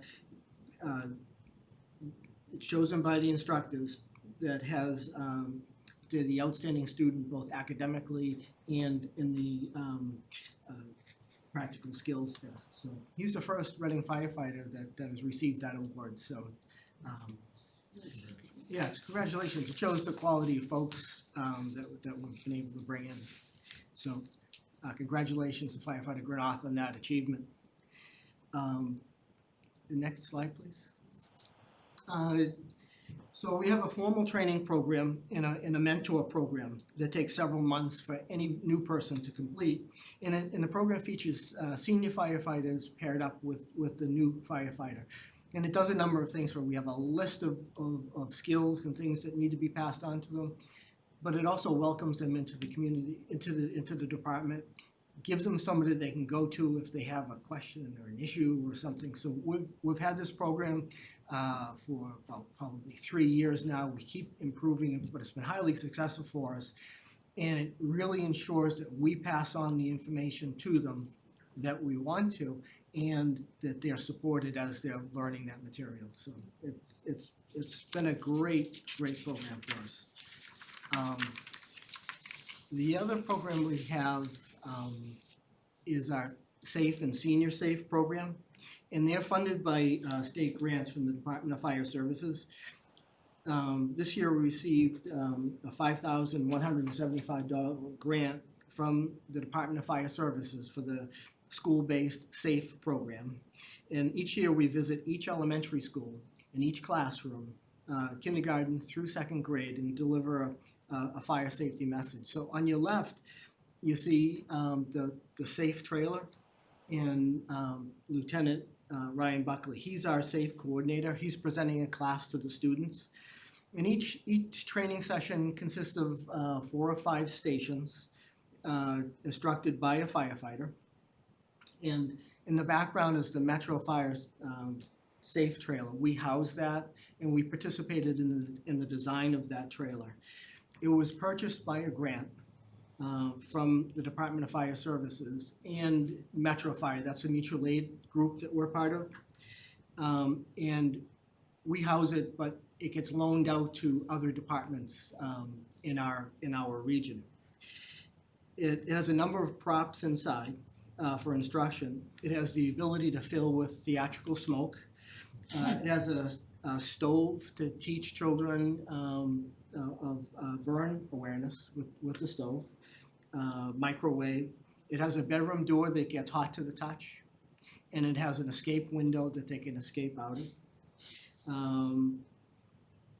So we participated in the design of that trailer, and it was delivered to us just before the COVID pandemic. In the graphics you see, it's kind of hard to see in that picture, but they were done by a company called Wrap Solutions, and it's owned by a Reading resident, Keith Ronan. He was kind enough to work with us on that design, and his artwork is just beautiful. And it just gets the kids energized and focused on the fire safety message we're trying to deliver. When you can see the smoke detectors there, they're testing a smoke detector. And so it just gets the kids' attention. It's a big upgrade from what we had before. It was kind of plain, so when they see that coming, they're really excited for the lessons. So it's been very successful. Our other program on the right is the Senior Safe program, and that's being delivered by our Senior Safe Coordinator, Lieutenant Paul Dalton. He's in the front. And the program is designed to reduce injuries and increase safety for our seniors. And this year we received a $3,000 grant for that program. And last week we were informed by the Department of Fire Services that the Reading Fire Department has been selected as one of the safe and senior safe programs they're going to highlight as part of the Department of Fire Services new spotlight on outstanding safe and senior safe programs. So it's a nice recognition for all the firefighters and the lieutenants that participate in this program. So they're there because they really want to pass that information on to the children and the seniors in town. So congratulations to them for that program. The next slide is Vero School visiting our West Side Fire Station. So it's an annual event that the firefighters really enjoy. If anybody been by the West Side Fire Station, there's also a dog cooling station there for the people that walk their dogs in the neighborhoods. So on the next slide are our COVID responses. So I was looking at the data on that. So since COVID, really started taking hold in March of 2020, we've responded to 249 known or suspected COVID patients.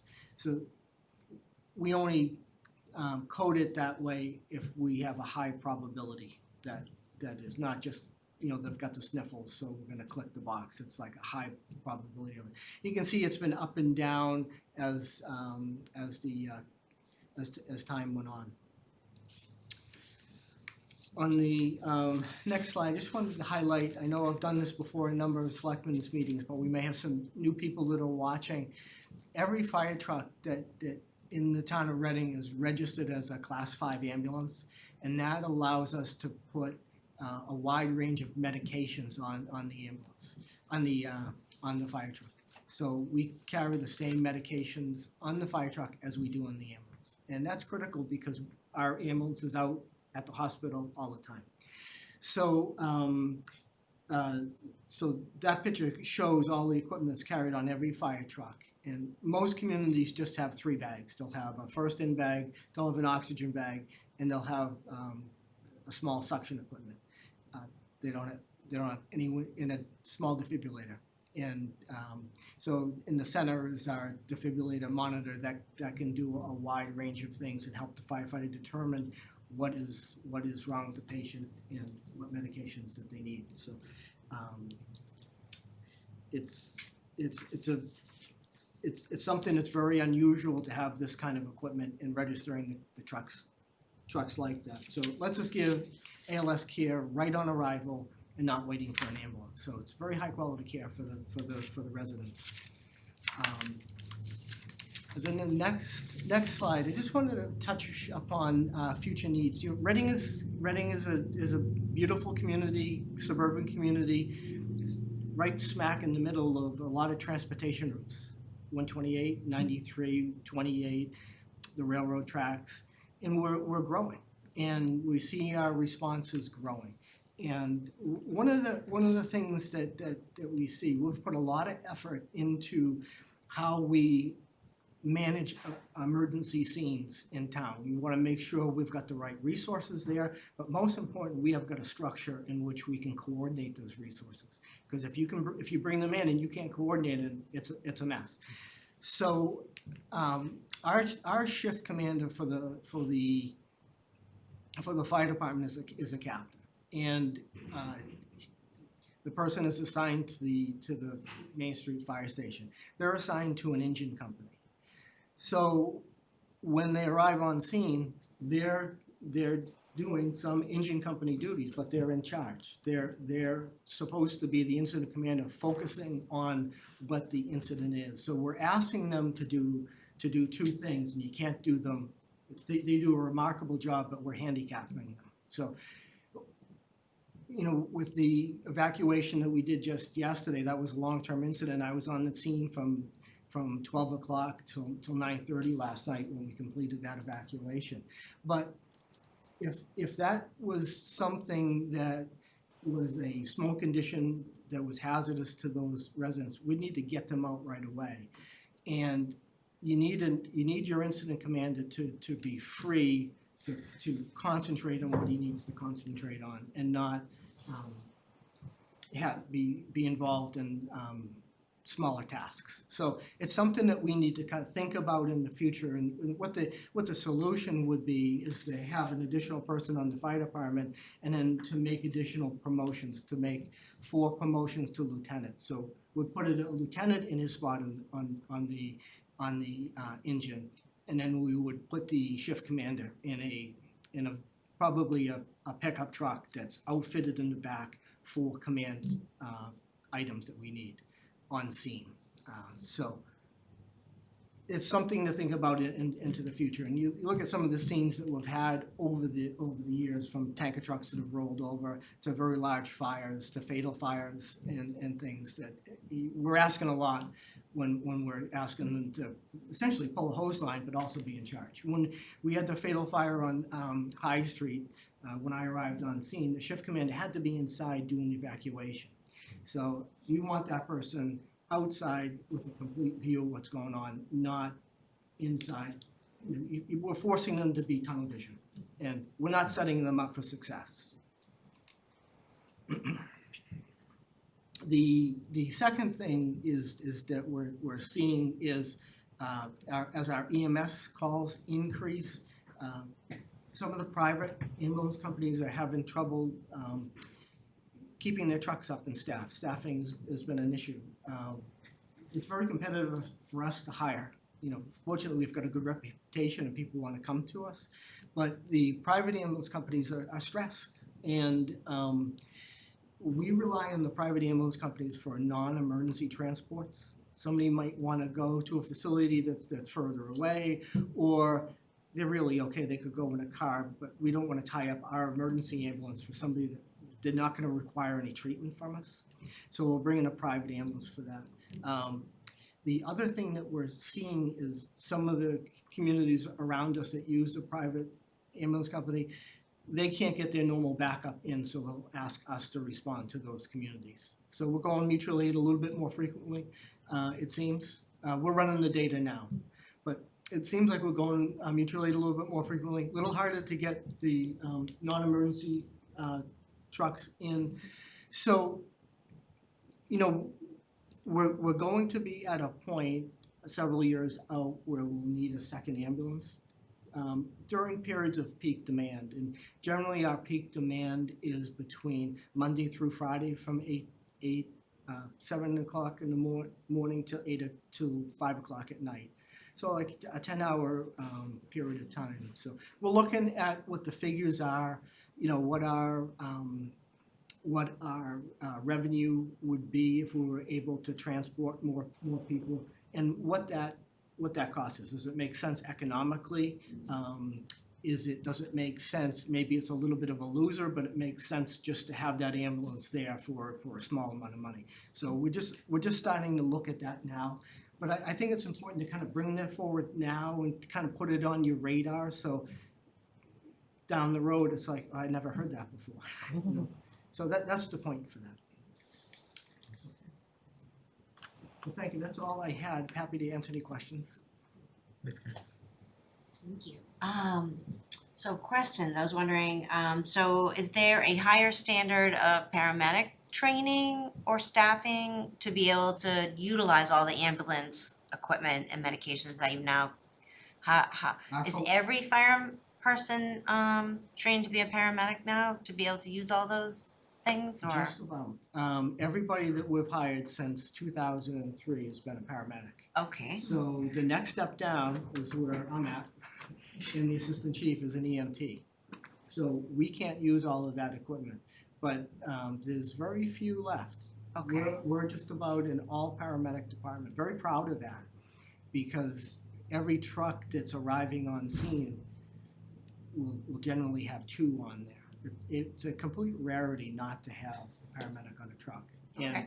we can, generally you can back it up with another truck that is.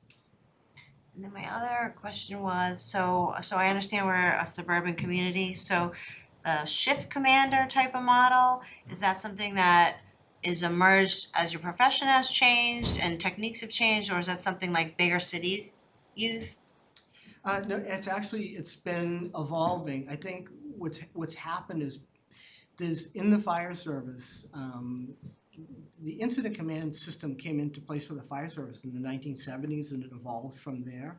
But it's really taken off in the last 20 years. Communities like Wakefield has gone to this model probably 15 years ago.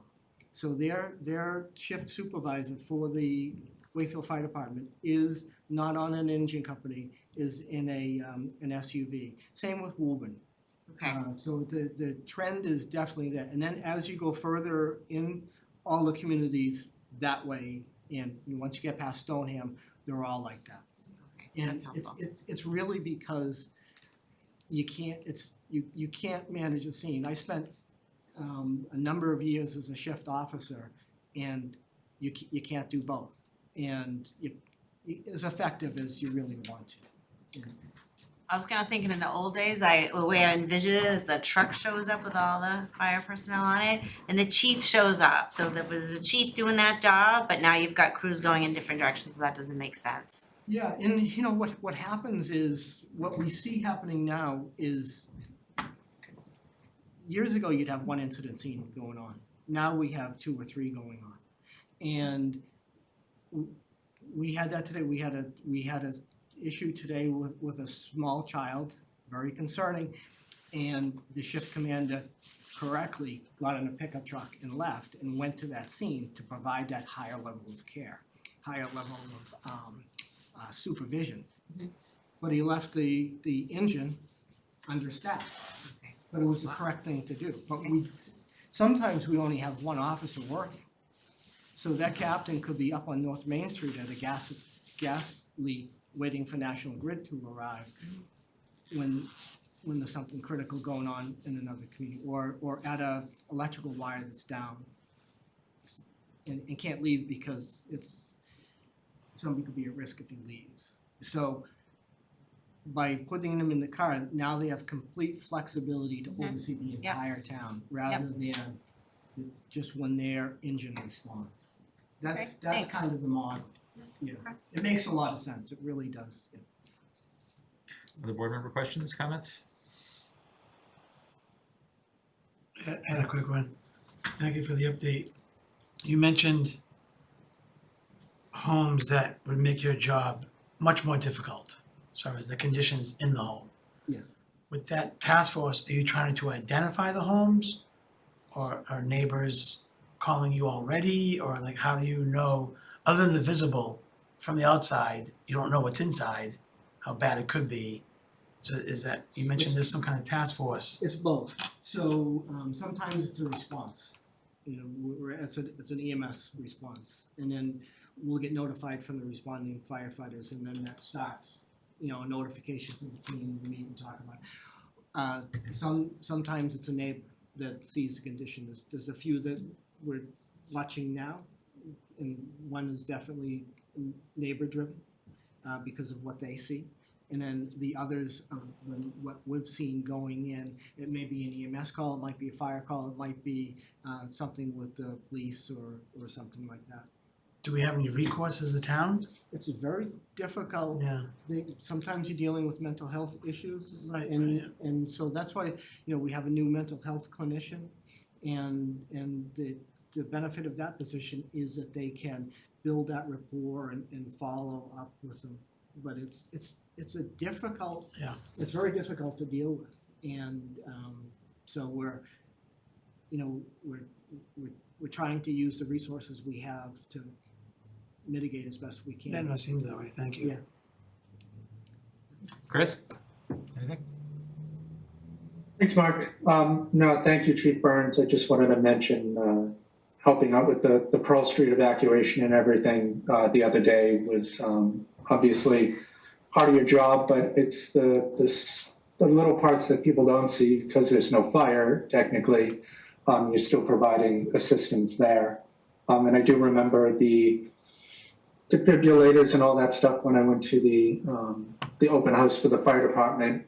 So it's good to see that we have all that equipment on our vehicles. Like I mentioned in the past, if you ever get sick or injured or anything, you want to be in Reading and nowhere else. So thank you for that.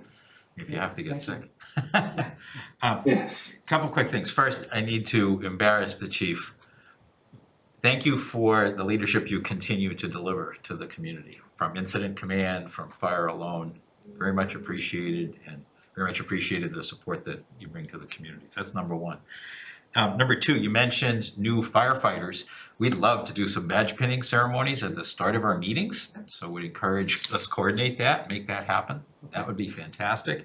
And the third question related to, you're talking about the ambulance and potentially lieutenants and mutual aid. Are other communities keeping up with the level of service that we provide, or are we pulling them along, or are they far behind, or are things at par? North Reading has moved to the advanced life support level. Linfield has.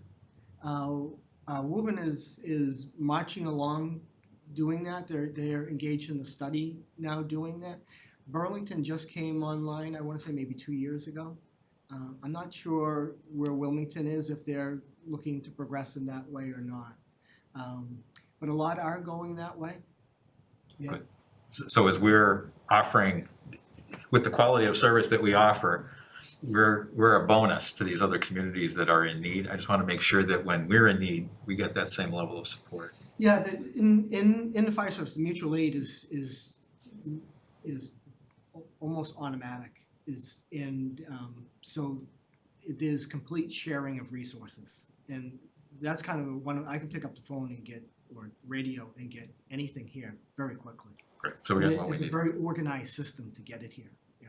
Awesome. It's amazing what is out there and available. We have members on the Essex County Technical Rescue Team that, if people's trapped in a trench or a tank or something or a collapse, that a very highly trained team can be here in short order with a lot of equipment, tools, and a structure to deal with it. It's amazing, how far the fire service has come in the last 20 years or so.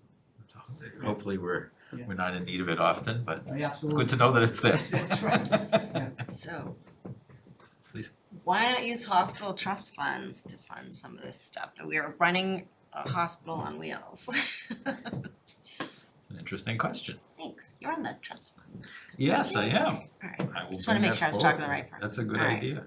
Yeah, let's see what may be possible. I'm not sure there's a hospital plan in the near future in town, so we'll leave it at that. Do you have any questions for us? Thanks again for bringing up kind of where you see needs potentially going as well. That's very helpful, obviously, especially in planning for budgets and whatnot. Any other questions for us? Any other ways that we can be helpful? No, just thank you for the support. We're very fortunate to be in this community. Both Tony and I absolutely love it. The support that we get from the board, from the town manager, from the residents is just second to none.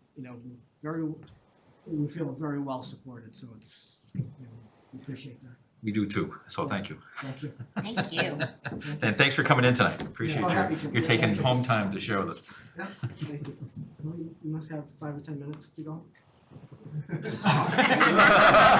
Please. I'd be glad to stand up here and talk for 20.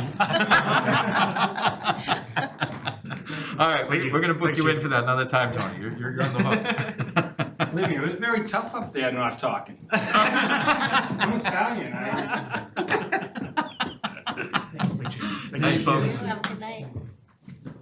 All right, let us roll on to Regional Affordable Housing Inter-Municipal Agreement. This is Julie. Hi, Julie. Hi, can you hear me? Yes.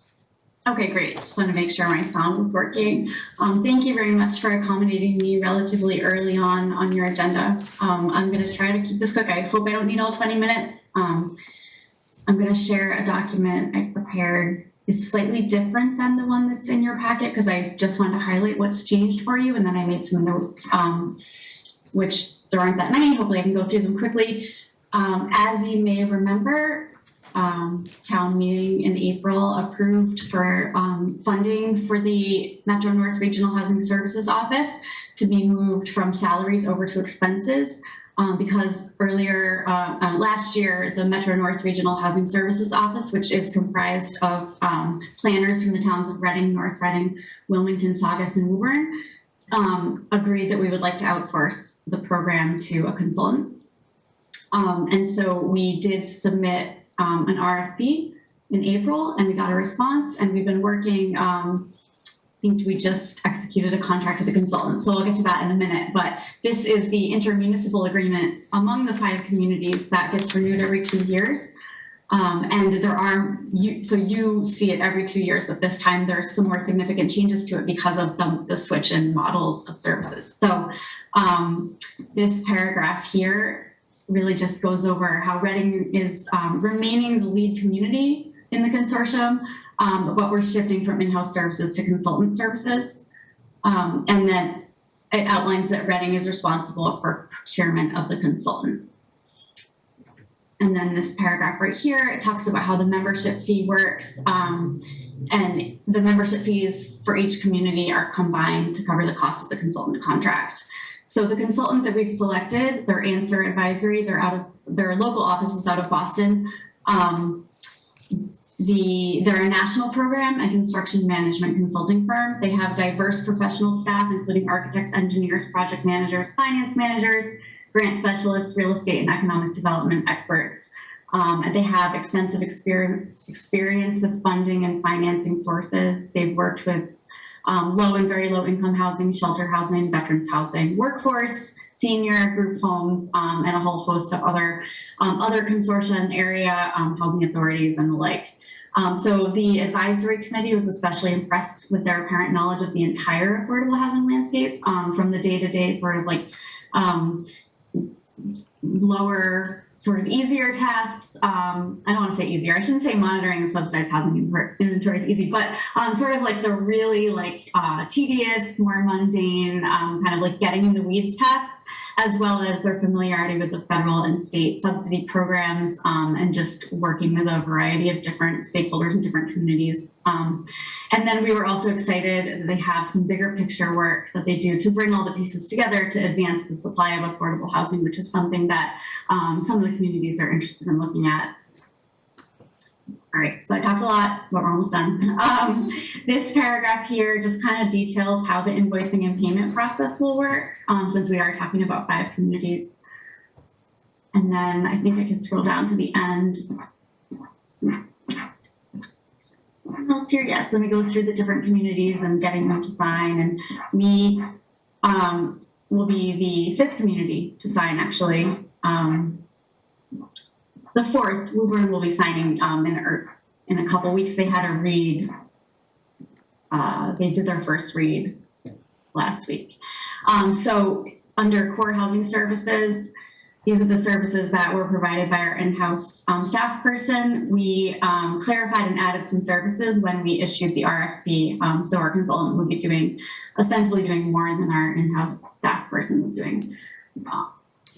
And then just scrolling down to the fee schedule. So going forward for FY23, the communities decided to split the fee jointly. And then in the first year, and then we'll see how the allocation of hours spent. The consultant will have to report and track the hours they spend per community. And then we'll see if we need to make adjustments to the allocation and the budget going forward. So that is the sum total.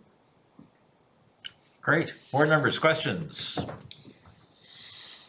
Karen was first. Okay, I think your red, one of my questions was this existing or was this new, this core housing services document? And I'm guessing by all the red that we had one and now you've expanded it, is that what you just communicated, Julie?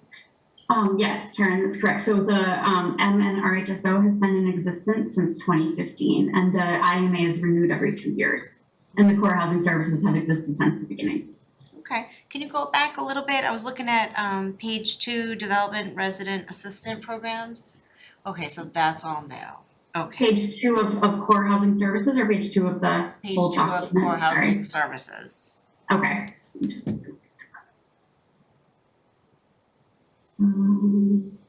There you develop, there you go, a little bit, go back up a little bit. Sorry. Okay, yes, right here. Okay, so no, this is great. This is, we have not been doing this, we need to do this. So I'm really happy to see this here. And resident support. Okay, so that's a new area too. Okay, great, thank you. I'm happy to see this in there. What's that? Carla? I retract. Okay. If I could ask a question, Julie, so that paragraph, the resident support, so we had a resident who at a recent town meeting had shared some concerns. They would be able to go to our consultant here to share those concerns or to air those concerns and have them addressed? Yes, absolutely. Perfect. As we're doing some new potential development planning, I assume that that is a service that these folks would be bringing to us, the ability to consult with them, work with them on our activities?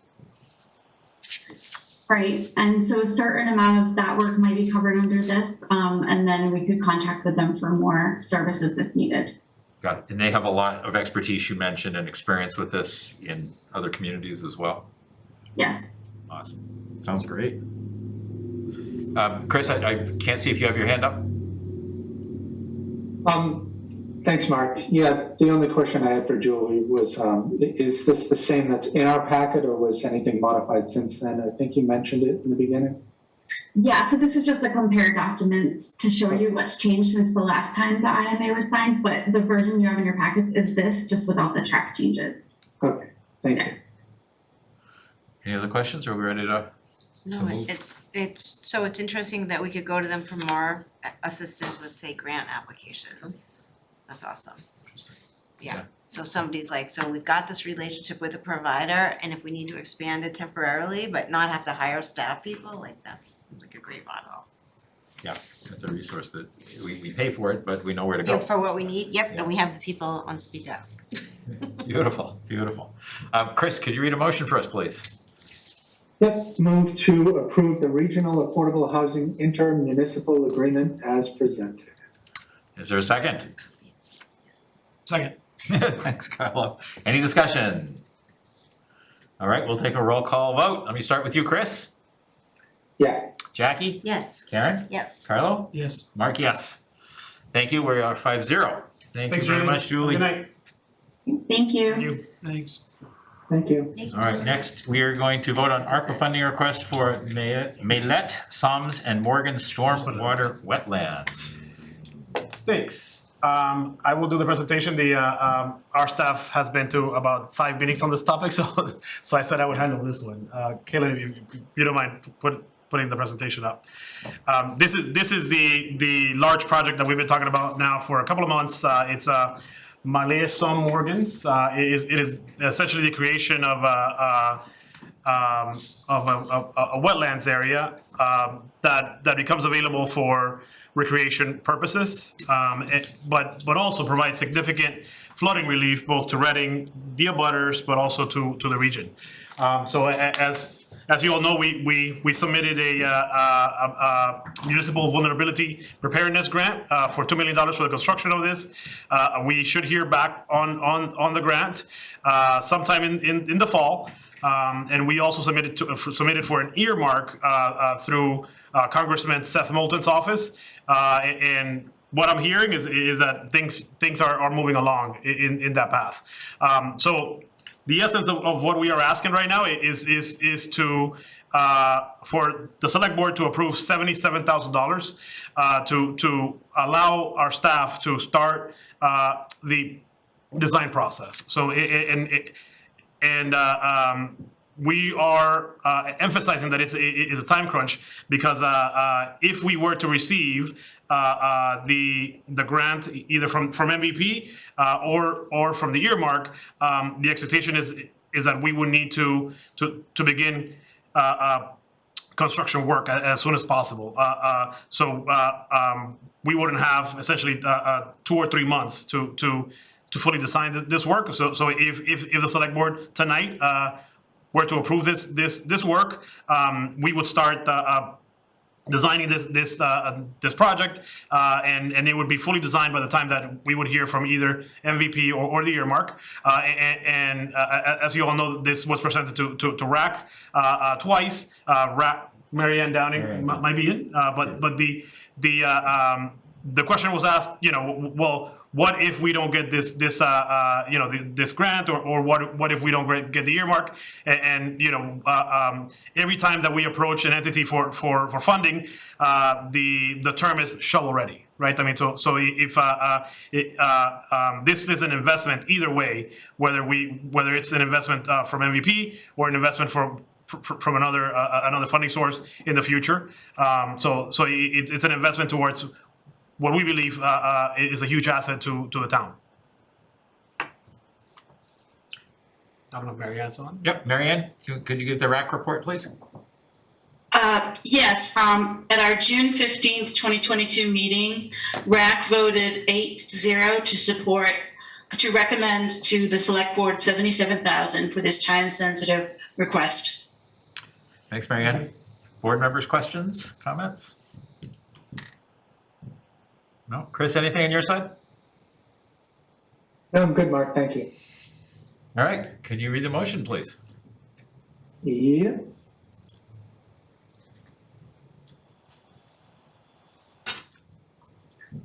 Move to approve $77,000 of ARPA funds for the Mayette, Soames, and Morgan Conservation Lands request as presented. Is there a second? Second. Thanks, Karen. Any further discussion? None appearing. Let's take a vote. Chris? Yes. Jackie? Yes. Karen? Yes. Carlo? Yes. Mark? Yes. 5-0. Thank you, folks. Thank you. All right, Thank you. next. Fun, go get the money. Yeah, Some we'll get the next grants. stuff. Next on our agenda is to vote on ARPA funding request to complete land surveys for potentially gifted land on Sanborn Lane. Sorry, I'm enunciating very clearly this evening. I'll try to do the same. So if you can go to page, or the second attachment, actually, Caitlin, it's probably better. The GIS map. Thank you. So Chuck is here obviously to explain this, but I just wanted to do a quick introduction. So we received notification from this property owner that this property owner is not interested in this land. It's not really developable because it has a nice swath of wetlands in the middle of it. So he would like to gift the 1.9 acre property to conservation. We of course would gladly take it. It would be handed off at no charge. It'd be a free transaction. In order for us to take it, we need to have the property surveyed, and we need to coordinate with the abutters on either side just to make sure that we agree on the property line. So the request tonight, and we again presented to RAC is for the select board to approve $8,000 for this work. It's a little bit higher than what we initially presented to RAC. we requested RAC to approve $4,500. I'm hedging a little bit, because the select board chair and I called our town council, and they said that there might be some not conflict, but some need to coordinate with the abutters on the property lines. So I envision, additional work as opposed to just a survey. Of course, we will use as little as possible, and we will only use this funds for this property. Chuck, I don't know if you want to add anything? Sure. Hi everyone, Chuck Tironi, the Conservation Administrator. We get property throughout my time here, and some of it's good and some of it is just surplus property for the property owner. But this property here does have the stream and a wetland band around the stream, but there's some dry areas too, and it's connected to that green spot above it, which is water department land, and beyond that is town forest land. So this is adding connectivity on land that's not just wet to existing open space land. So it does have a higher value, in my opinion, than other property that might be totally wet and unable to be accessed. This property owner seems to be a wonderful guy. He actually bought this off his in-laws because they no longer wanted to pay the taxes on it. So he picked it up and he's now giving it to the town, and the Conservation Commission can accept the land and keep it in the open space inventory. So I don't know if you have any questions. We did have a Zoom meeting with the homeowner, and told him what we were going to do. I think this is a property where it's here with you tonight because time is of the essence. He's been hanging on for about 2 months now, and probably would like to know what the answer is. Great. Mary Ann, can you deliver the RAC report, and then I'll open it for questions from the board.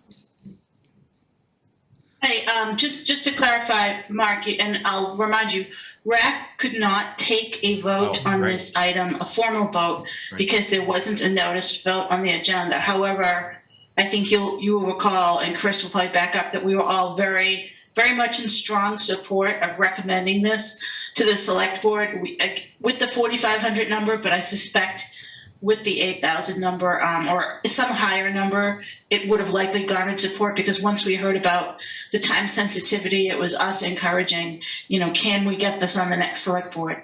So there isn't a formal RAC report because we didn't take a vote, but there definitely was unanimous support from RAC, especially Mr. Tironi conveyed, notified us that if the landowner didn't hear from the town pretty soon, he might have an option to, consider selling it to someone else. So we didn't want to take away this gift land. And now that I'm seeing it on the map again, I don't think I appreciated that now, this is linking Sanborn Lane right to town-owned property. So that's very advantageous, as he pointed out. And I don't think we discussed that at RAC, but that would have, I would think, have convinced RAC even more. Thanks. Given all the other stuff. So thank you. That's Thanks, my Mary Ann. report. We'll call it a sense of RAC. Yeah, but I think you and Chris were there, and I think Yep, you can absolutely. confirm what I said, that we were all unanimously in support of this idea, even if we couldn't vote. Great, thanks. So board members, questions, comments? Karen? Yeah, do you have a sense of whether there could possibly be a trailhead? I don't know how, it gets pretty wet up there in the green spots. So it looks like the edge around both edges are dry. Looking from Sanborn Lane, if you stayed up against one side or the other, it looks like it has a dry area to create a trail. But as you know, in our presentation last at the opera meeting, that the Trails Committee asked for 200 feet of boardwalk. So dry, wet, they don't care. They're capable of creating a way to get from one place to another. So we're all fortunate to have such a great Trails Committee in town. But I don't think that would be a problem. It needs to be investigated, though. And yeah, so would they, I'm actually wondering about the green area too, like how quickly is that passable up there? It's very reedy and it gets open and. So I can't eval it off this screen, Yeah. but we do have a GIS and it shows wetland and whatnot and topo, so we could have the elevations and understand. My recollection is there's access into the town forest, but I wouldn't guarantee that based on what I'm seeing here. We would have to turn on a couple more filters to see what's going on. It's even without access, this area is has an important role in the inventory of the open space plan. Like anytime that people buy in, you turned on some of these layers, you could see people just, encroaching, right at the edge of the open space land. And that first section that abuts our property here is water department land. And I know that we're still maintaining the wells and all that, but maybe someday, at some point, that won't be water department land. It will be gifted to the town forest, and then that connection could be really discussed, so. Okay, thank you. Okay. No, it's a great development, and thank you to Mr. James for the donation. And as others have said, it's a great opportunity to connect up more green space, open space to that part of town. Chris, anything? Thanks, Mark. Yeah, I had mentioned during the meeting that anytime land can be acquired for $4,500 for 2 acres, that, Chuck should notify us, et cetera, whatever we can do to kind of make those moves going forward. Seeing it as, $8,000 or whatever, it's the same thing. 2 acres for $8,000 is a steal in Reading. So financially, this is a complete no-brainer compared to anything else. So, thank you. Thanks. Thank you, Chris. So, Chuck, thank you again for bringing this forward and letting us know the time sensitivity of it, because we certainly appreciate the opportunity to get it, and that's why it's here in front of us today. So, timing is everything, they say, right? It is, and I think that this is a winner, and it sounds like everyone is on board, so I appreciate that. Thank you, good job. Thanks. All right, Chris, you have a motion for us, please. Yep, move to approve $8,000 of ARPA funds for Sanborn Lane request as presented. Second. Second from Jackie. Any discussion? Not appearing. Let's take a vote. Chris? Yes. Jackie? Yes. Karen? Yes. Carlo? Yes. Mark, yes. 5-0. We're all set. Thanks, folks. Thank you. Good job, Chuck. All right. Next, vote on Simon's Way Exploratory Committee. So where are we, folks? I see the charge that's here. Go ahead, Carl. I think it'd save us a lot of time. I'm okay with December. Thank you. I'm okay with the rest as well as December. I'm good with it, it looked great. That's fantastic, and I'm looking forward to learning more about the options discussed here. Chris? Thanks, Mark. Yeah, for me, it's still September. I'm still in the mindset that I am not delaying anything in Reading. I know that in the last meeting, we already hashed over everything that's been said. I guess for me, the biggest thing is just asking Fidel if town staff is ready for this in September. Is that a true and accurate statement that you guys would be able to support this fully in September or December? I mean, I think that December for town staff sounds a lot better than September, mostly because right now, if you see the list of staff, a lot of them are supporting recalc, for example. They're supporting RAC, right? So I would assume that as things kind of slow down, RAC, I assume I believe it's got a sunset date in this calendar year, so that's great. And I believe that recalc, the majority of the recalc work is going to be done hopefully sometime this calendar year as well.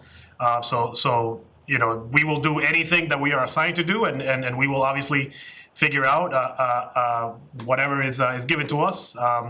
But from a selfish standpoint, if we could, the December sounds better.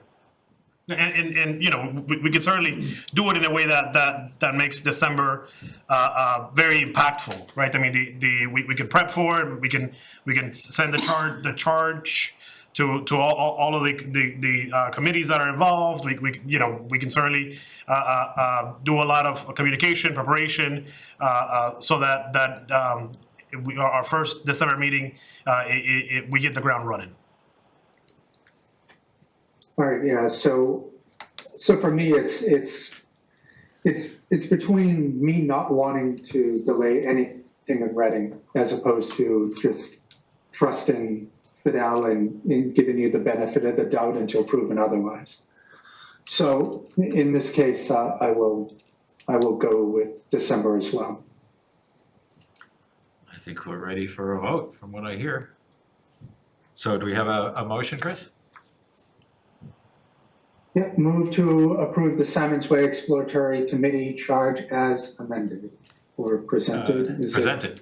Is it presented? Presented. Is there a second? Second. Thanks, Karen. Any further discussion? Not appearing. Let's take a vote. Chris? Yes. Jackie? Yes. Karen? Yes. Carlo? Yes. Mark, yes. 5-0. Thank you, folks. And thank you very much. I appreciate your sensitivity on the timing issue very much. I really appreciate that. Okay, discuss and vote on request from Board of Health to submit special legislation to increase members from 3 to 5. Yes. Done. We just vote now. Just vote now. So this is kind of, wasn't totally necessary, but I thought it made sense, given that we were handed kind of a look at what the special legislation would look like, that we should just see it. And I think we heard the presentation, we've had the discussion about it already. I think we were all in favor of it at the time, but here's a chance to see it, make sure it passes muster with us all. And then if so, then process from there, just to be clear. So we're asking for special legislation and it's going to town meeting, is that right? Or is it? Yeah. I think that's right. So and just to emphasize that this was written by the town council and the only reason why it's a standalone is because the makeup of the Board of Health is in our charter, right? So if it wasn't in our charter, which I'm not saying we wouldn't need to, or if it was part of a holistic charter review, then it would be thrown into possibly other changes. So this was drafted by town council, and it mirrors requests that have been submitted by other communities, including Framingham. Most recently, it was approved. I mean, it does depend on backlog on how long it takes for the legislature to approve it. But this one is really not controversial. I don't believe in any way.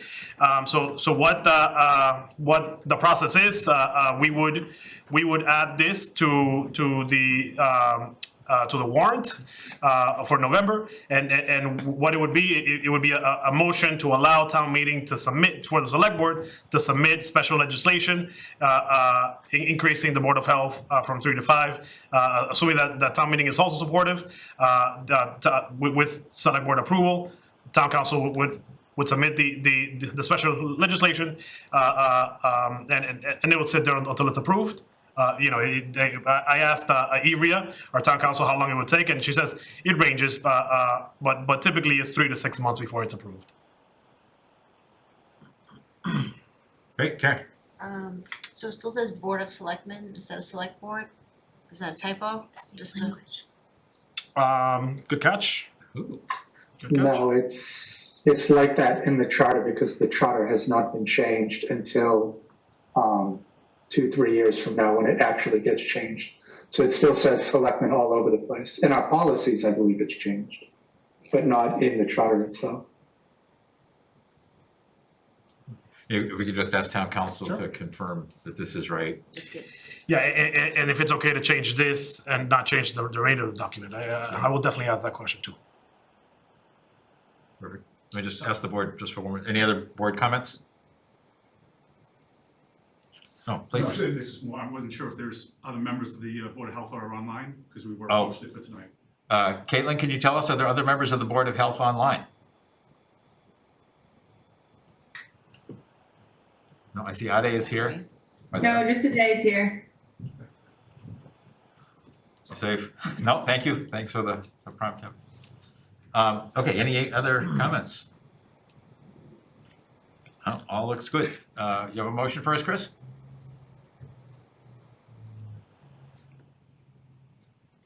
Sorry, I'm muted. So we can And it vanished. read it that way, or as amended, or?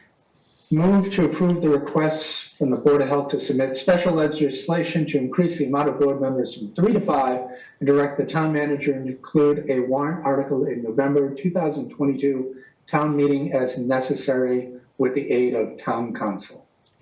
Is there a second? Second. Okay, Karen. So with the aid of town council, does that include updating Board of Selectmen to Select Board? Why don't we amend our motion to get a final approval on language by town council? And Okay. specifically, Board of Selectmen / Select Board. So moved? Second. Is that everybody okay with that in the motion? Yes. Cool. Okay, so we have a motion, we have a second, we have we take it as a friendly amendment? Yeah. Let's take it as a friendly, so it's part of the main motion, as is. Okay, great, so let's take a vote on it. Chris? Yes. Jackie? Yes. Karen? Yes. Carlo? Yes. Mark, yes. Thank you, folks, that's 5-0. Next on the agenda, vote to appoint select board member to the Killam School Building Committee. Just a quick comment on this, so on page 37 in our packet is something that the school committee reviewed that Tom Wines had put together. And I'm aware of one change to it in terms of activity, where the discussion is on membership. Let me get to the exact page. So it looks like page 40, under the section called Summary Recommendation for Discussion, and then it has role and kind of who's there. Under school committee member, a minimum of 1, the school committee, I believe, voted to have precisely 2. Yeah. And that's the only change that I'm aware of from this document. That is correct. And the permanent building committee members, do we know that if that's now okay, that that's approved by the school building assistants, SBAB, whatever SBAB is, right? Yep. They're okay with that, that meets their requirements? Yep. Okay, so this would be the structure as proposed, as approved by the school committee. There'd be 1 member of the select board that we elect and then appoint to it. Then the other voting members, you'll have 2 members of the school committee. You'll have local budget official or finance committee member. The suggestion was to have Andrew Kume, who's the town treasurer and a Reading resident, serve in that role. And the school committee was fine with that, and obviously we should just make sure. And then PBC members, I think, are there 5? Thank you. Yeah, there are 5 members, 5 full members that would be on that group as well. So the school committee maintains, I guess, guidance over, kind of general activities, but as it relates to the building, there's a requirement from the MSBA that this committee exist, that the voting members be laid out, that a chair be elected, and that the MSBA needs to know exactly who that is in order to kind of comply with all of their requirements. So that's kind of what we've got here. So any questions on that, first of all? Not really a question, but just a comment that RMLD, Greg, I don't want to speak for him, so we'll just ask him and reconfirm that we are excited and willing and very much want to be a part of this whole project from the get-go. Yeah, that actually is a great point. And are they on the kind of consulting? I don't think we put him in there. I don't think that they are. Yeah, I mean, so what the MSBA provides kind of like a template, right? I mean, and it's very much, what they recommend as members. We will engage, a whole slew of people in this process. But RMLD will definitely be involved, particularly around energy, and with the goal of making this building either net zero ready or net zero construction. Maybe the difference is that some of these other communities, they're working with the National Grid, so that they get brought into the process, but they're not as flexible and as nimble as having somebody who can be like on site a lot and be very involved, so. Yeah. So that he's not a resident, so he wouldn't be a voting member anyway, but Yeah. there would be open meetings. Right, exactly. And I think with Fidel, what you've said in terms of bringing that perspective and perhaps whoever the select board member is that's involved, kind of just keeping that in mind and it's an open meeting. So we want to encourage them to be participating, kind of figure out what they can bring to the table. Cool, all right, any nominations for people to be on the committee? Or self-nominations, either one. Who'd like to do it? I will nominate myself. I will second. Thank you. Any other nominations? I will nominate myself. Kylo, need a second, please? Second. Karen, second. Any others? No, we're good? Okay. So nominees, do you want to make a quick statement, please? I didn't really prepare one, but thank you. I think I'll stand corrected if anyone wants to correct me, but I think Mark and I are the two Killam families. And I don't know what we moved in the ages, but I am 100% Killam family. Killam was great for us, and we supported the school as much as we could, my wife and I. And I obviously been waiting for this project like we all have for a long time.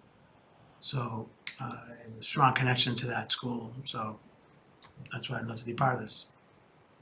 Cool, thanks. Karen? Thanks. Okay, so first off, I've been the Select Board's Killam liaison since February when we got the okay, which was great news. So since then, I have participated in all MSBA programming and meetings to do with the project and prepping for the project. So I've been essentially doing the job. I also bring to the table 3 or 4 years of RMLD relationship building and liaison, which I think is important. And I'm pretty excited about this project because I've always been supportive of the schools, but also having a high performance building credential. I am excited to see Reading do something unique in the community, and so that's why I've been very interested in this project from the get-go. Great. Any other questions, comments, discussion? Probably ought to have some discussion first. Chris? Thanks, Mark. In my opinion, obviously now it doesn't matter because it's Carlo or Karen. I would have mentioned that, it's semi an election year for the both of them. And the only two that would make sense for me is either you or Jackie. But since neither one of you offered to add that to your plate, it's kind of moot at that point. I guess for me, Karen had mentioned that she's been the liaison since February. I didn't believe that actually happened, but if so, then, that would be changing the way that I would end up voting. So is there I don't remember ever voting or doing any of having a Killam liaison in February. But if I'm wrong, then, it would change the way that I would end up voting. Because it only makes sense for Karen to continue. But if she hasn't been, then. You weren't on the select, oh wait, no, it's this year, yeah, you were on the select board. We did have a discussion at the big announcement and it is on our liaison list. February's busy for me, but. I only mention that because the liaison list, yes, I do remember, but that was after April. So I'm just wondering what happened in February because, like I said, I'd want you to continue if that was the case. So, trying to think, I have to think back to ancient history. I think At that time, I was still serving as the chair, so I started participating in the project and have been doing so ever since. I also did serve 18 months on the library building committee, so I have some experience of how this can be done in our community. And also from that experience, I can share that. And I think this came up when we were talking about the RAC committee as well. So these spots are like by virtue of the office you hold. So, you know, finance committee members can change, select board committee members can change, school committee members can change. And then those bodies, the permanent building committee will hopefully be a little more stable, or we'll all be stable. But anyway, those representatives from those committees can be appointed to fill spots that are no longer held by. Right, it's an ex officio position. They're so ex by virtue officio of the positions. position. Yeah. Yeah. So that's something to consider. Yeah, I don't remember the exact timing either, but I mean, on the liaison assignments, I just looked it up. You were listed as Killam School Project Liaison. Also, and that's part of the reason I raised my hand to be a school committee liaison as well, just to, between RMLD and school committee, just keeps the conversation flowing. Please. I have a question. How is this group intended to work with the permanent building committee once this project is further along? So this, yeah, sorry, go ahead. I was just gonna ask, how are those responsibilities divided? Is it the case, I mean, my understanding and my experience with the permanent building committee is they get into the technical and construction details of a project, and so is it the case that this is more of kind of the general committee looking at things like state funding, like community relationships, and permanent building committee is more on kind of the nuts and bolts of the construction, or how does that divide up? So this is a special project subcommittee of the permanent building committee. So in essence, I imagine that the permanent building committee will stop having normal meetings, so we'll just have Killam meetings. So unless there's other projects that they have going on, but just looking at the pipeline of projects, this is gonna be it for them. I mean, the intent is that they will look at everything. They will look at detailed design, they will look at change orders, they will pick paint colors, they will absolutely be involved in 100% of the process. Okay. If I could just add, and then the school committee's role is, as it relates to, I'm gonna call it public relations, community relations, driving for, you know, support for the project, that's gonna come through the school committee. This is really the hard construction side. Got it. Okay, thanks. So I mean, I'm completely flexible. I think that, you know, Karen has been doing it already, and my gut would be to kind of continue in that role. I will And say you're that willing. if I may, Mr. Chair. Please. I did purposely not raise my hand for RAC because I already knew I was doing this position. And I anticipated continuing, so.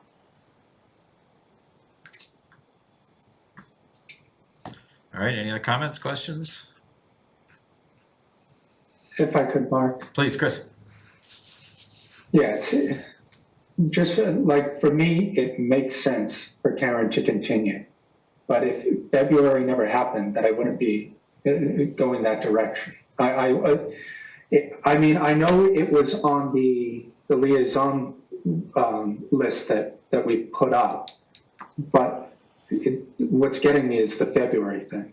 So I guess I'm just going to predicate my vote based off giving Karen the benefit of the doubt that February is accurate, because if not, I would be very saddened to have voted a certain direction given that information. But for me, it makes sense for whoever was doing it to continue. Otherwise, you know, it doesn't seem fair to not do it that way. To your point, Chris, so I'm gonna put Fidel on the hot spot because he called me and told me that we got awarded this. So when did you start? February 14th, Valentine's Day, Okay, it was very early on. the day of love. Could have been early March. There's a signal in that. It was Yeah. very early on. Valentine's. I'll have to go back in the emails and check. That's how it went. maybe, was it early March? I don't recall. Okay, sorry, it's It's fuzzy for not, him it's too. before May, it's well before May in any event. And I think you've been attending the meeting, well, not attending the meetings, but participating in the discussions about it. And attending the state All of stuff. the state provided educational, staying on track, understanding the process. And actually, I am probably the only one who's attended all of them because people are busy. So, Yeah, I know you mentioned school committee members and finance yeah, so director. Sharon's come, Susan's come sometimes, Fidel's been able to come, many but not all, and it wasn't necessarily, but I have attended every one that has been offered. There've been 5 or 5. Okay, And it's been great. I'm so excited. I still wanna do this. all right. All right, so I think we take a vote. So we go by candidate. And I think we tend to go alphabetically. I think we go. So we're gonna now take votes in favor of Carlo serving in this role. All those sorry, I have to do a roll call, don't I? I do. Okay, so you're voting on Carlo at this point. So Chris, you're voting for or against, I guess, Carlo here. So it's either, it's yes or no. Yes. Okay, Jackie. Voting for Carlo to serve in this role. Okay, no. Karen. No. Carlo? This is a vote for me? Yeah. Yes. And I'm gonna vote no. So let's go, now we nominate, so Karen is nominated, so now the votes are for Karen. Chris, yes or no? Yes. Jackie, Yes. you're looking as if something's not right. Nothing. Okay, Karen. Yes, Carlo. Yes. Mark, yes. thank you. Thanks. All right, back to the top. Do I have to make a motion for that, Mark? Oh, sorry, so we have to appoint. Mm-hmm. We probably should. I think that's a good idea. That way it's 100% clear. Yep.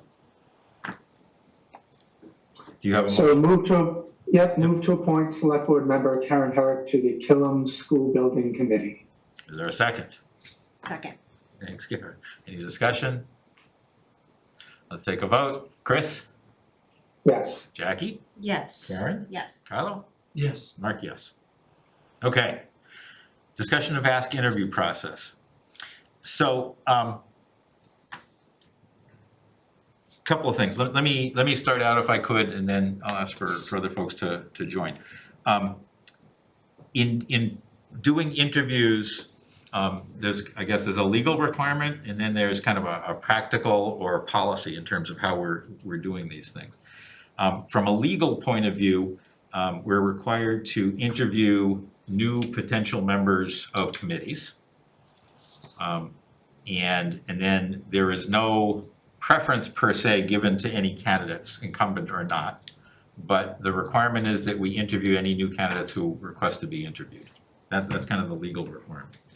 From a practical point of view, I thought that we interviewed pretty much everybody, and Carlo, correct me if I'm goofing up on this one. I think that we tried to interview every person, incumbent or not, and the goal of that was, in the worst case, to touch base and say hello, and have 2 select board members know the committee members, to find out how it's going, to ask for suggestions that they may have, just to kind of see how it's going. And I kind of thought that was kind of the practice that we were doing for different things. So I've done that with, and I think in the past with Vask. Yep. Yes. Yeah, we did. Karen and I. Yeah, and you and I did as well. Yes. And then, so with the finance committee, with the bylaw committee, with the permanent building committee, that's how we have done it and did it also. So I kind of thought that's how it was being done, and that was our policy. And then, we heard some folks who felt that process wasn't right, and some different things happened. And I thought that since it's not a legal issue, it's more of a policy issue, that we 5 should discuss it and see what it is that we want to do going forward, make sure that we're on track with things like that. So that's kind of background. Let me put it open. Jackie, you look like you're ready to speak, so let me let you start. Yeah. Chris, do you wanna say anything? Yeah, I mean, I can start off if you want, Jackie. Sure, go ahead. So thank you, Jackie. Yeah, I understand what you're saying, Mark, from a legal standpoint, we're covered. From the select board policy standpoint, we are also covered because select board policy was changed on March 26, 2019, page 48 of the packet. It's presented in there where Ray, town council, Ivrea's boss, specifically calls out the fact that what the select board was changing at the time was only going to make it so we only had to interview new applicants as opposed to interviewing current or existing, people that were re-upping. So in 2019, it was reaffirmed that those processes only had to take place the way that it was presented in there, and it was voted on 5-0 that it continue the way that it was, even though he pointed that simple fact out.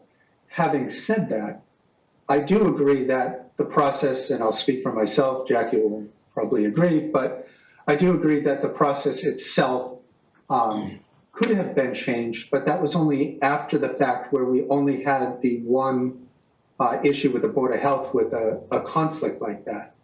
I don't want to say I don't want to waste anybody's time. Seeing the prior meetings, the VAS appointments and all that stuff, the board has approved the incumbents like 99 to 100% of the time, the whole time. I understand wanting to touch base with various boards and committees, et cetera, but the way that things handle on Zoom now, as opposed to being in person, is completely night and day. Using an example from this meeting, we missed, or me and Caitlin, I guess, missed the first 2-3 minutes of the introduction to this entire meeting because the town hall was on mute. There's so many different technicalities on Zoom as opposed to in person. So I understand when the policy was done, COVID didn't exist, et cetera. But the way that we are now, the in-person interviews that Jackie and I did were 10, 15, 20 minutes, like even longer. The Zoom ones were like 5 minutes. So for me, it puts anybody that comes in person at a big advantage, having that one-on-one time and more of riffing and seeing what they're saying, their actions, et cetera. In Zoom, I mean, I can't even see who's in the room right now. It's just a different mindset. So having said all that, yes, I wish that in the moment when we realized what was happening, that we wanted to, kind of relook at the way that we were doing things. But that's when a resident had interjected and mentioned that what we were doing was a dereliction of duty, and that appointing a person with a high school diploma and a real estate agent back to the Board of Health is a huge issue. Subsequent to that, that's where I mentioned that I have a high school diploma, and our vice chair is also a real estate agent.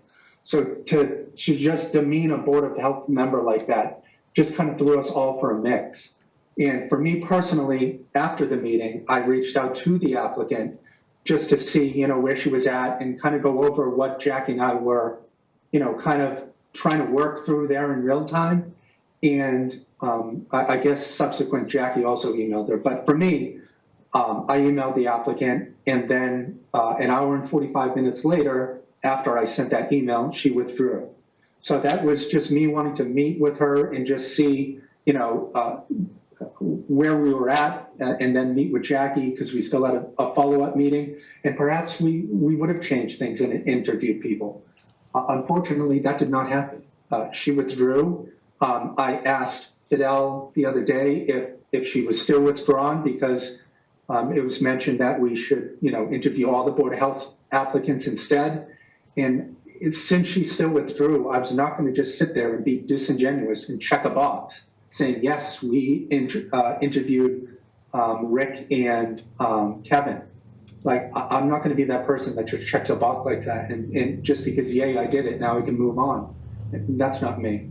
So I will say that in the end, like I had mentioned, I praised the Board of Health last year.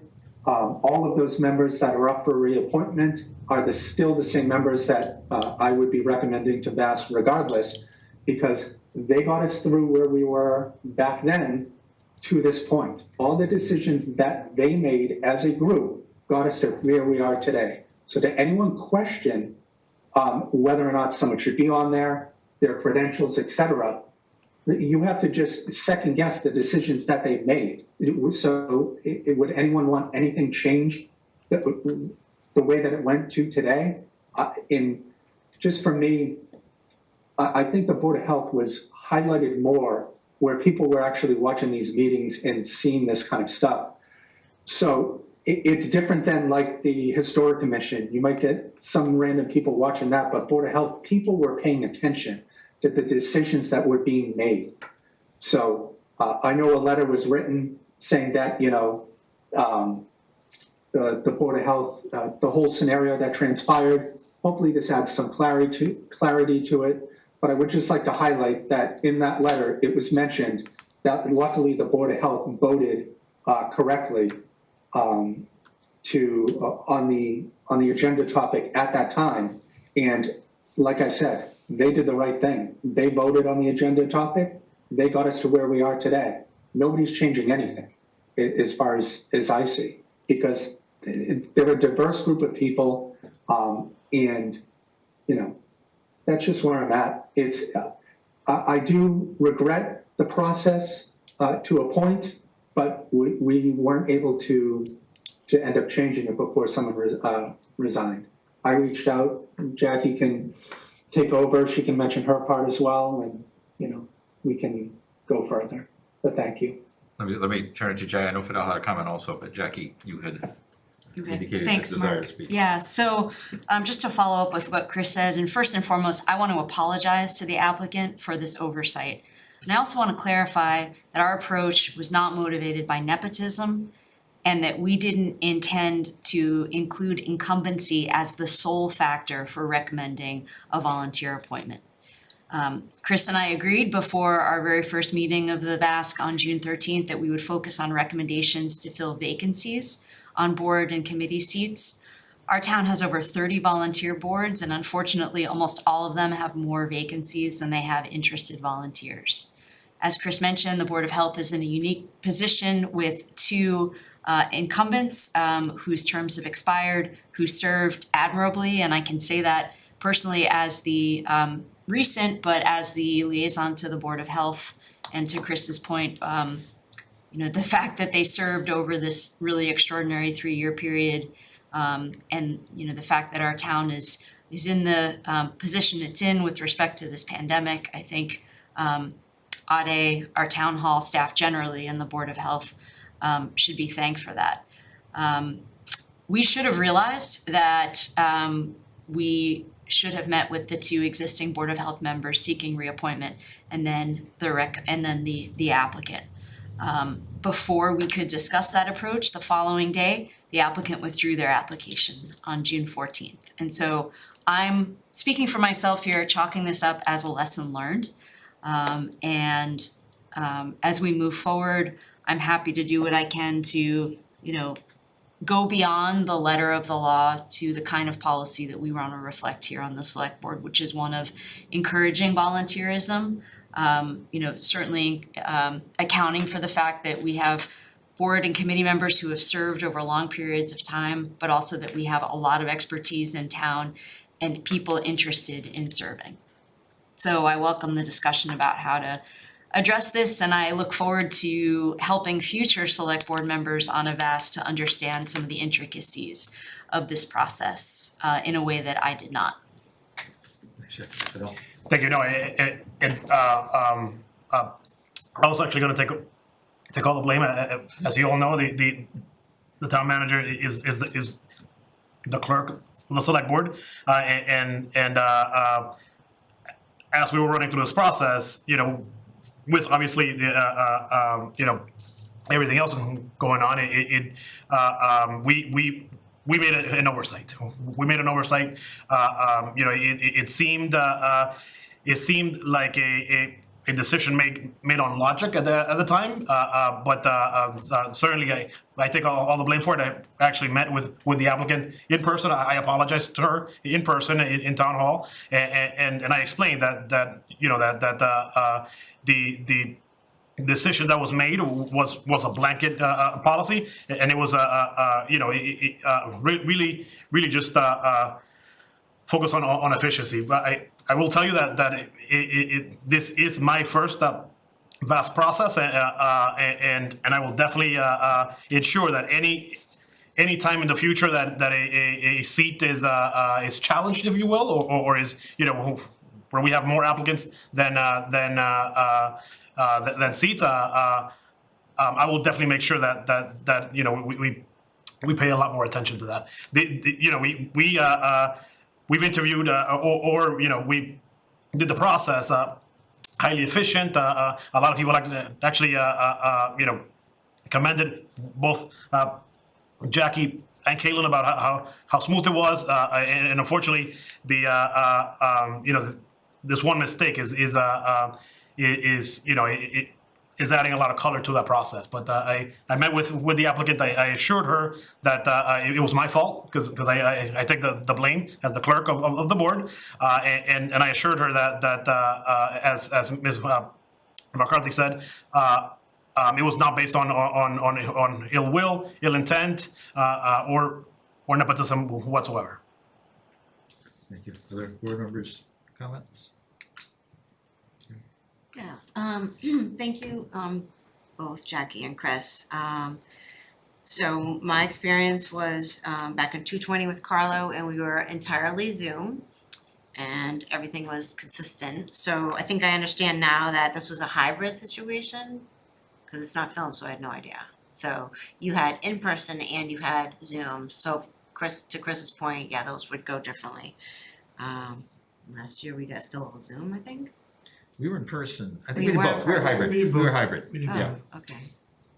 Okay, all right, and then I just wanted to clarify, so were no incumbents interviewed, or was it just happened on the Board of Health? There were no incumbents interviewed. Okay, because you did clearly say in the select board, we will be inviting everybody in for interviews. Okay, so yes, I was expecting, and that is what Carla and I did. And I expect that's what you did last year, and I think you said that, yes, Last year, so, okay, so, all right, it was an oversight. So so at least it was consistent, no incumbents were interviewed. And then, it is really important that we value all of our volunteers and all of the time that they put in.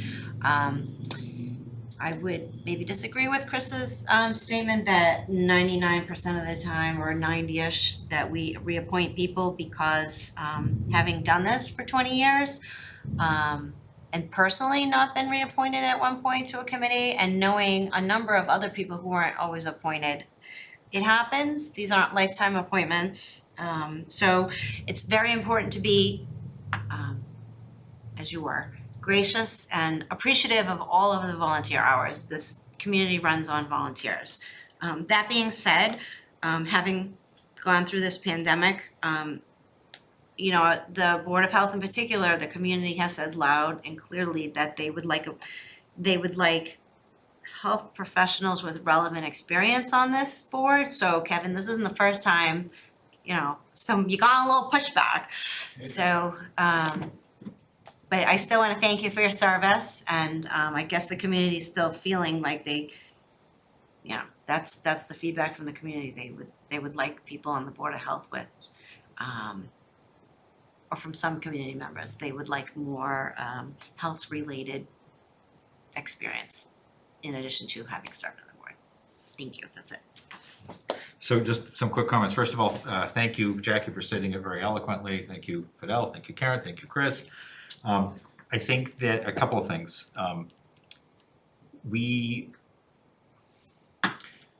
All right, let me start with this. So I think as chair, I had a little bit of responsibility here too. Should not have assumed that two people taking on this position anew would know kind of how we've done it in the past. So my apologies for not doing a better job in having a discussion about that at our board meetings, number one. Number two, I think that the process we have used where we've interviewed all candidates just makes sense for us to do as a policy going forward. So, you know, if it wasn't, and it's not a legal requirement, but I think it just makes sense going forward. You know, and the point being that it's a chance to touch base with everyone, whether they are an incumbent on the board already, or they're a new person. It's an opportunity to find out what kinds of changes they might recommend. It's great. It doesn't guarantee that incumbency keeps you there. So that, in other words, when we say there are openings on the board, there are openings on the board, so it's open to whomever, and that makes sense. Politics can sometimes get in our way, it happens, and it happens, you know, perhaps more often than we want, but I think we need to be above it in the sense at least of making sure that we're talking to everybody and listening to everybody and making sure that we're hearing what's going on. And you know, we've gone through some really hard times and very appreciative of service on the board. As it relates to the Board of Health, we may end up having a great opportunity in the future if we can get our board up to 5 people soon, if we can get that approved. And we know that we have some community volunteers that would love to serve, and that would be fantastic. I'm sorry that it happened, you know, we've all kind of talked about that. It did. And important for us to be able to talk about it here and kind of figure out where we take it forward. So I guess my summary comment would be, I would suggest that the board lean toward always interviewing all candidates. Again, for the reasons that I outlined. Incumbency doesn't guarantee anything, however, it also establishes a track record in terms of what's gone on. So those are the pieces that I think we should consider going forward when we do VASC or other committee assignments that we're going through. If anybody wants to add or subtract from that. I got at least one resident saying, why doesn't the select board just make these appointments themselves? Why are they doing VASC? And I agree with you. And when Carlo and I started on the VASC, we were new and we got to meet all of these people, and that was really important. And exactly what you said, it's a chance to ask one question: how's it going? What's working? What's not? So I would completely agree with you. I like the way we've been doing it, and perhaps we need to make it clearer in our policies. Yeah, maybe that's where we take it. I mean, I think at least with how we do it, perhaps we make it more formal in what's going on. Just a quick example, we actually, in one of the committees that I was interviewing for, we actually found an opportunity where a full member was actually fine moving to an associate member, where an associate member wanted to move to a full. And had we not interviewed them, we never would have heard it. Yeah. And actually it turned out to be a bonus for everybody. And everybody was appreciative of how it went. So I don't, any other thoughts on Kyle? No, I agree. We had a very productive session once. I think you're referring to that one, and then we actually, someone who didn't get on something they picked, we steered them in a different direction as well. But I recall, you know, I appreciate Chris and Jackie, you know, acknowledging and Fidel acknowledging, but my memory serves that the three of us like had a discussion, you know, what should we do? And then we just both agreed, all three of us agreed unanimously that we should interview. But I know we talked about, do we interview everybody? Do we interview just the, you know, I'm looking at this list and, you know, Virginia Adams, Jonathan Barnes against a newbie. I mean, it's kind of like, you know, I don't want to say I'd never pick a newbie, but that'd be a really tough decision to make.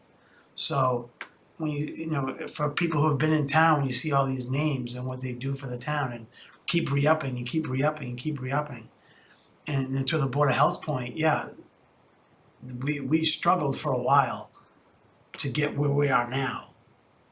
And, you know, this Board of Health was a big part of that, and the town staff. So, you know, I acknowledge everything that was said, and if I was on VASC again, I think, especially after tonight, but I think it behooves us, and I think we all learned a lesson that we should have communicated better, right? People who have done it, and you know, all we can do is learn, you know, and Yep. you know, I would, you know, gladly do it again, because it does give an opportunity to meet the incumbents and we can't meet them all sometimes, and all the new applicants. So I can see where there'd be a question, a light bulb go off, well, what do we do? Do we interview, you know? Because it's time. It's a lot. It's a lot. So with all the boards and committees we have, so,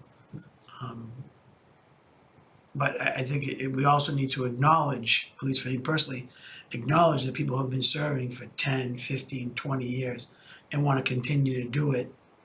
And, you know, and they might say, well, gee, I don't need to be interviewed. I don't want it. And that's their choice. And then it'd be up to the VAS to determine, is that just because, you know, doing it so long and kind of, but yeah, so that's it. I mean, I kind of mumbled there a bit, but I appreciate everyone owning up to the process, and not to say that none of us make mistakes, because we all do, and yeah, just move forward. Any other comments? Karen? Yeah, just, this is a great example of why, OML is really tough, because, once two people are assigned to BASC, we couldn't really talk to them, could we? We tried, we had the conversation in the select board, but we really couldn't talk after that we are restricted by open meeting law, so. We work with what we got? Yeah.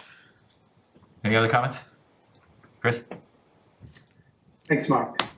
Yeah, I'm all for changing select board policy because that's where it's noted about the VASC. There's some inconsistencies with the charter as well, but obviously that's another day for that. But yeah, select board policy says we have to have 6 meetings by June 15th. No VASC committee has done 6 meetings by June 15th. But yet we have that in our policy. So I'm not using that as an excuse, like, oh, look, they didn't do this and here we are. But like, yeah, some stuff has to be ironed out in our policy to make it more modern and up to date. And I just want to touch on Karen's comment about her not being appointed, but that was to FinCom, which the VASC committee isn't appointing people to. So I just want that clarified. Doesn't really matter. Oh, I see what you're saying, because it wasn't a VASC, okay. Yeah, it's not fast. Okay. The other committees, Doesn't matter, in my experience, it's do still it, true. but I think it's about our policy for what we're gonna do for VASC, so taking it forward. So, 2 things. One, why don't we put it on our agenda to look at that policy, a future agenda, take a look at that policy and let's bring it up to date and make it kind of accord to what we're thinking. And yes, sir, you wanted to speak. Please introduce yourself at the podium. Sure. My name is Joe White. As you may know, I'm the one that wrote the letter. I just want to say, and considering the discussion here, I just want to say the board, I think, missed an opportunity to avail itself of the experience of somebody who has been working in the field for 30 years. But what I've seen is that the board is leaning towards doing exactly what I had hoped it would do, change the policy for selection. Because I thought, and I still think, as of right now, the selection process is a little bit biased. So towards the incumbents. In other words, how would somebody with Mrs. Lieberman's experience break into this if the incumbents are always reappointed? So I see that you guys are moving in that direction to look at that policy, and that's a good thing. But I think you guys missed a real opportunity because Mrs. Lieberman pulled out because of this. And I don't know if you need I live in town, I'm a Reading resident. You just give your street would be helpful just for identification. Sorry? Your street, the street that you live on. Prescott Street. Prescott Street, thank you. So I don't mean to, with my letter, to disparage anyone, and I hope I didn't. But I think we missed an opportunity. That's all I have to say. Thank you. Thank you for your comments. Okay, let's roll. Sorry, I have to log back in. I know we're on VASC recommendations. Sorry, let me just go to the other slide. So this is now VASC report and vote on volunteer appointments. So how would the VASC like to report to the full board, please? Sure. Chris, should I start? And do you wanna, we can kind of tag team it? Yeah, if you could, I'll just make the note that I'm abstaining from the Housing Authority vote or any deliberation, et cetera. Jackie did that part of all the interviews because I have a conflict because I work for them. So I didn't want to be put in that position where I'm appointing a potential person that votes on whatever I do. So Got it. with that stipulation, and then if we have to vote, if that can be pulled out separately. Great, thanks, Chris. Jackie? Okay, so what I'll do is walk through the BCC master list, which starts on page 46 of our packet.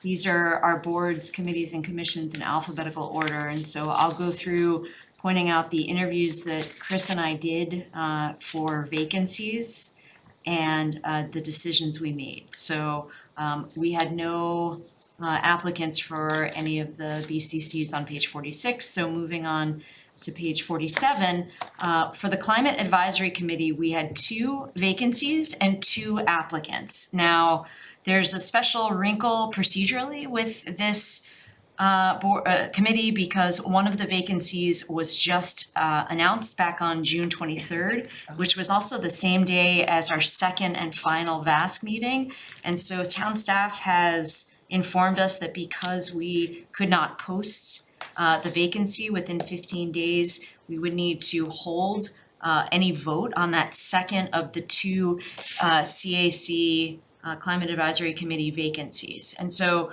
Chris and I interviewed Travis Estes and Walter Talbot. We recommend both Mr. Estes and Mr. Talbot to the Climate Advisory Committee. And Chris, please keep me honest here, but we recommend Mr. Estes for a vote today, and then Mr. Talbot for a vote at a future date that allows for the 15-day posting of that vacancy. Did I get that right? That's correct. Okay. Yep. Great. All right, moving on to, let's see, the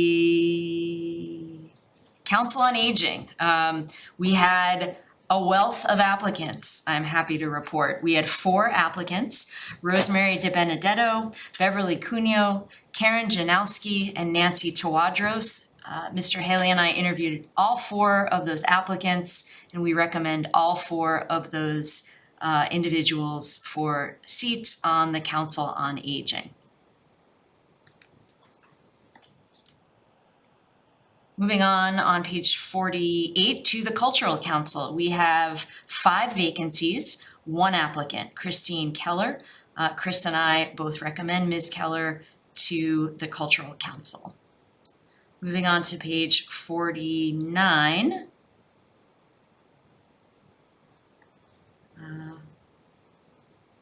To the Historical Commission, 1 vacancy, 1 applicant, Ms. Sarah Brucolacchio.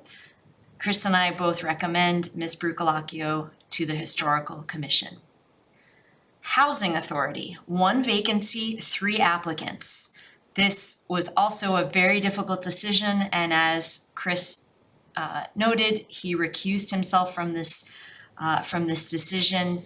While it was very difficult to decide, I recommended Ms. Margaret Donnelly Moran for the 1 vacancy on the Housing Authority. Moving on to page 50.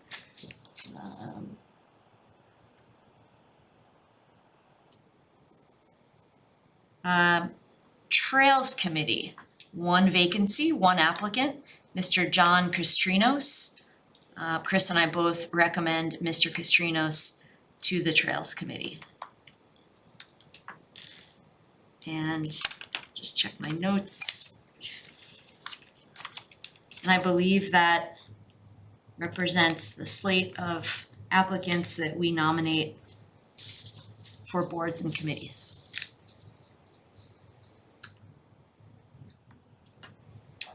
I have one question for you. So I was tracking, but on Trails Committee, oh, it's reappointed, I see. Can I suggest just as when we think about our policy change in the future, we should indicate that there are, all of the open seats are in fact vacancies, and we reappoint certain people and then appoint others.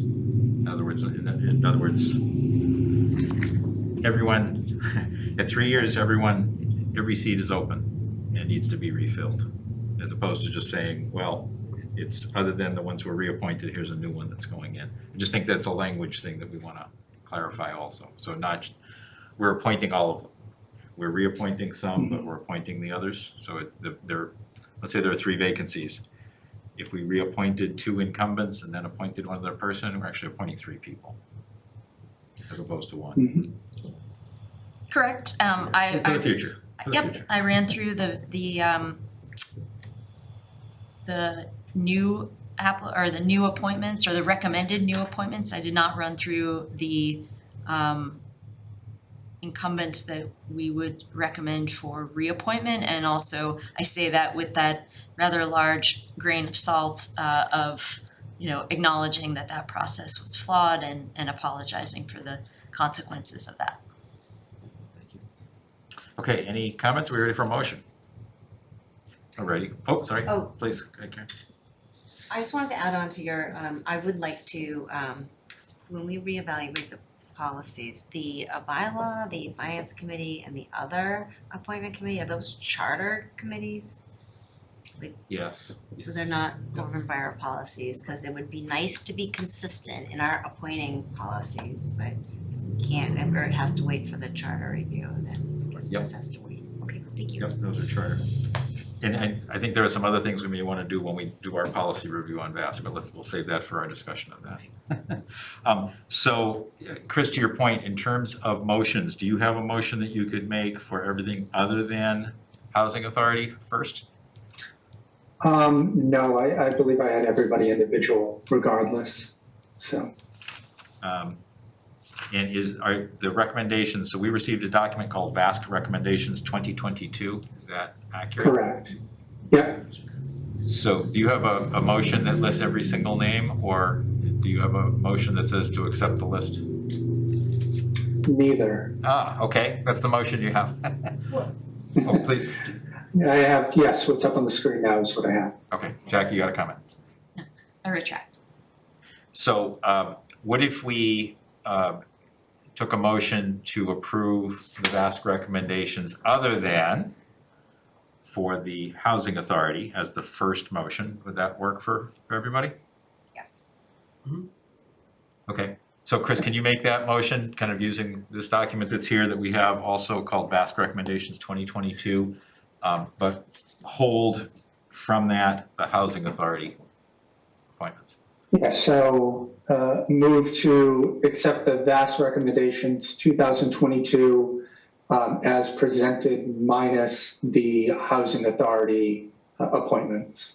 Great, is there a second? Second. Thank you, Carla. Any discussion on these? No, they all look good to me. Great, okay, so let's take a vote on this first motion. Chris?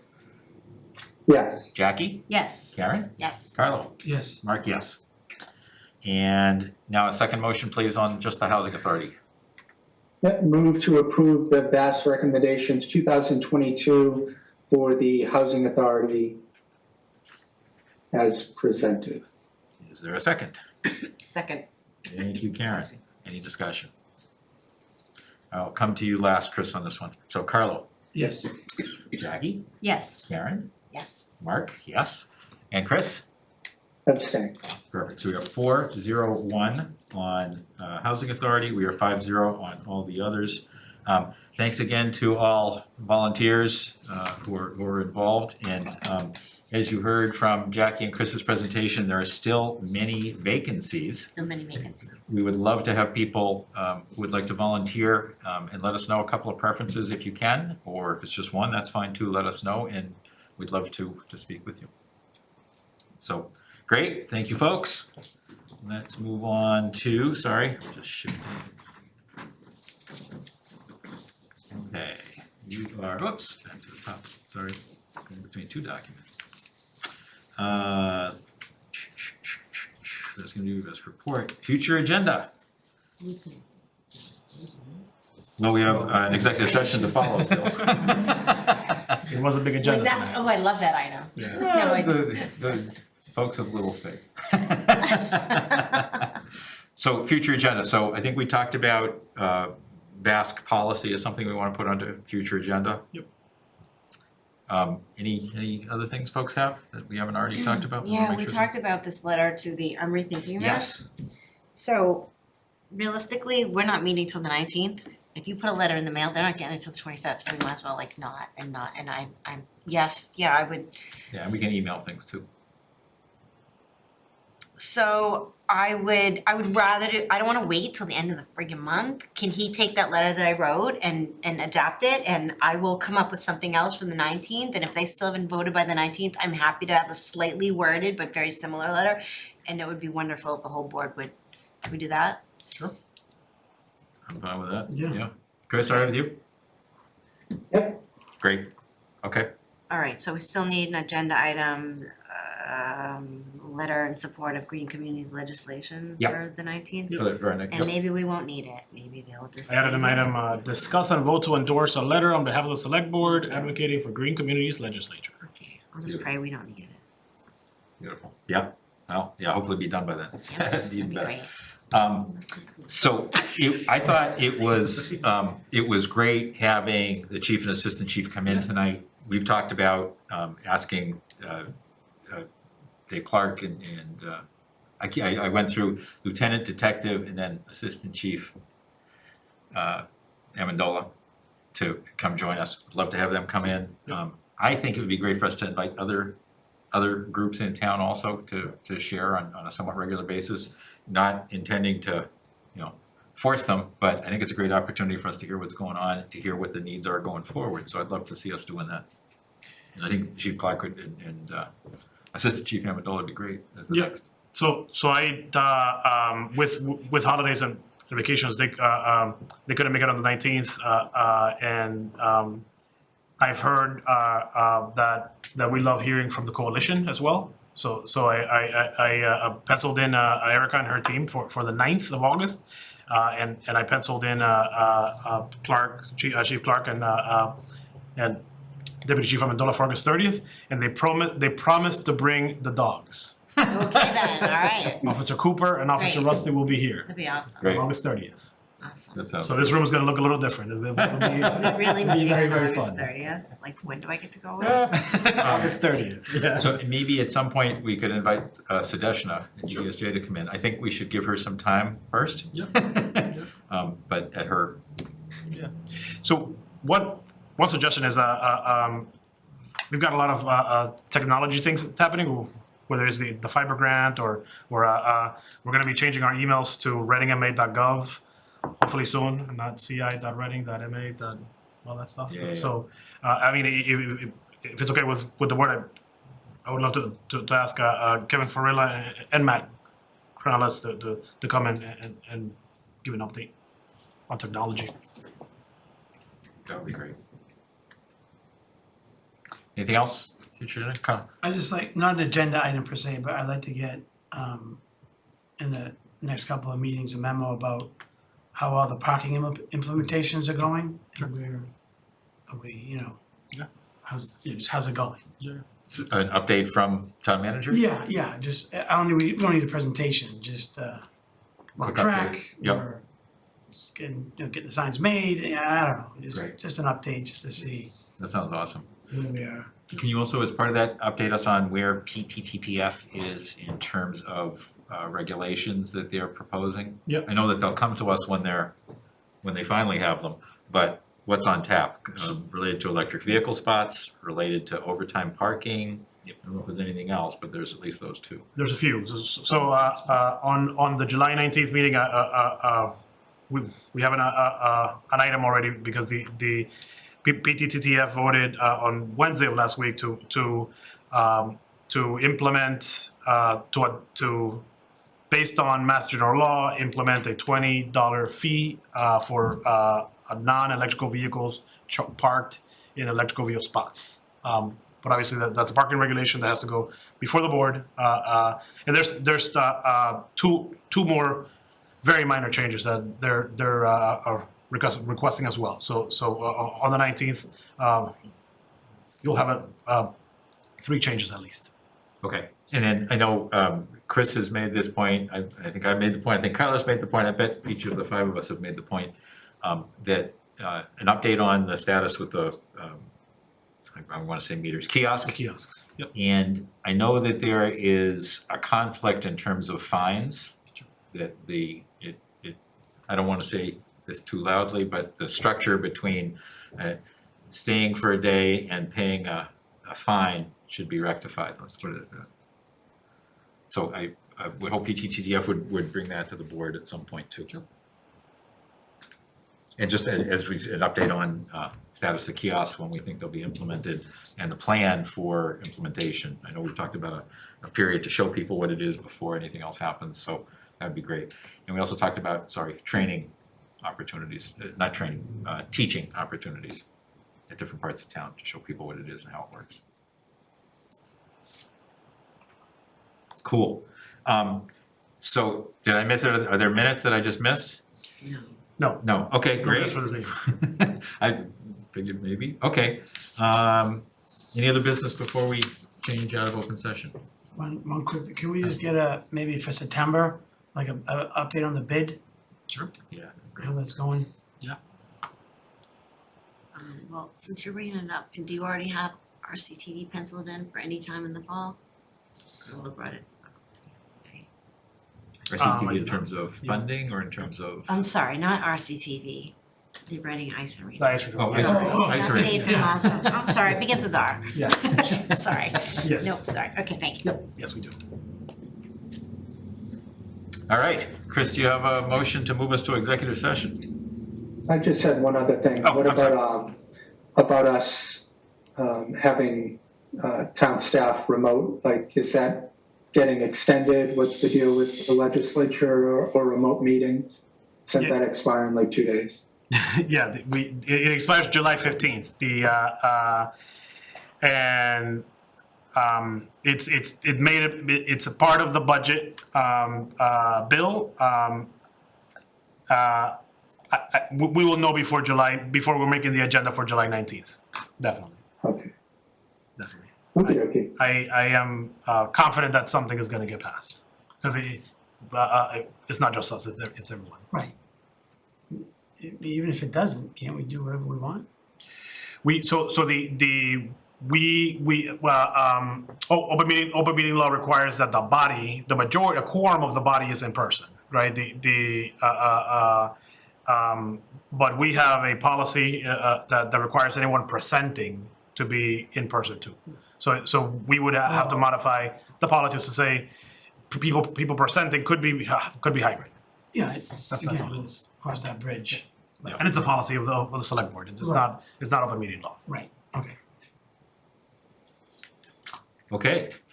Chris, ready for the motion, please?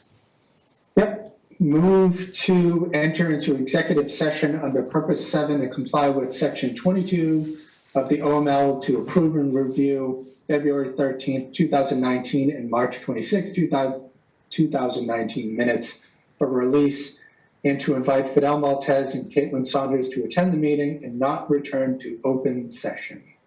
Second. Thanks, Carl. Any discussion? When do we have to ask Mr. White to leave? After we take this vote. Oh, okay, after the vote. Thank you for coming. Thank you for writing the letter, write often. Hopefully we'll be happy. Thank you. Thank you very much. Thanks for coming. All right, so we have a motion on the floor. There was a second? Yes? Okay, so let's take a vote. Chris? Yes. Jackie? Yes, yes. Carl? Yes. And Mark, yes. So we're moving to executive session.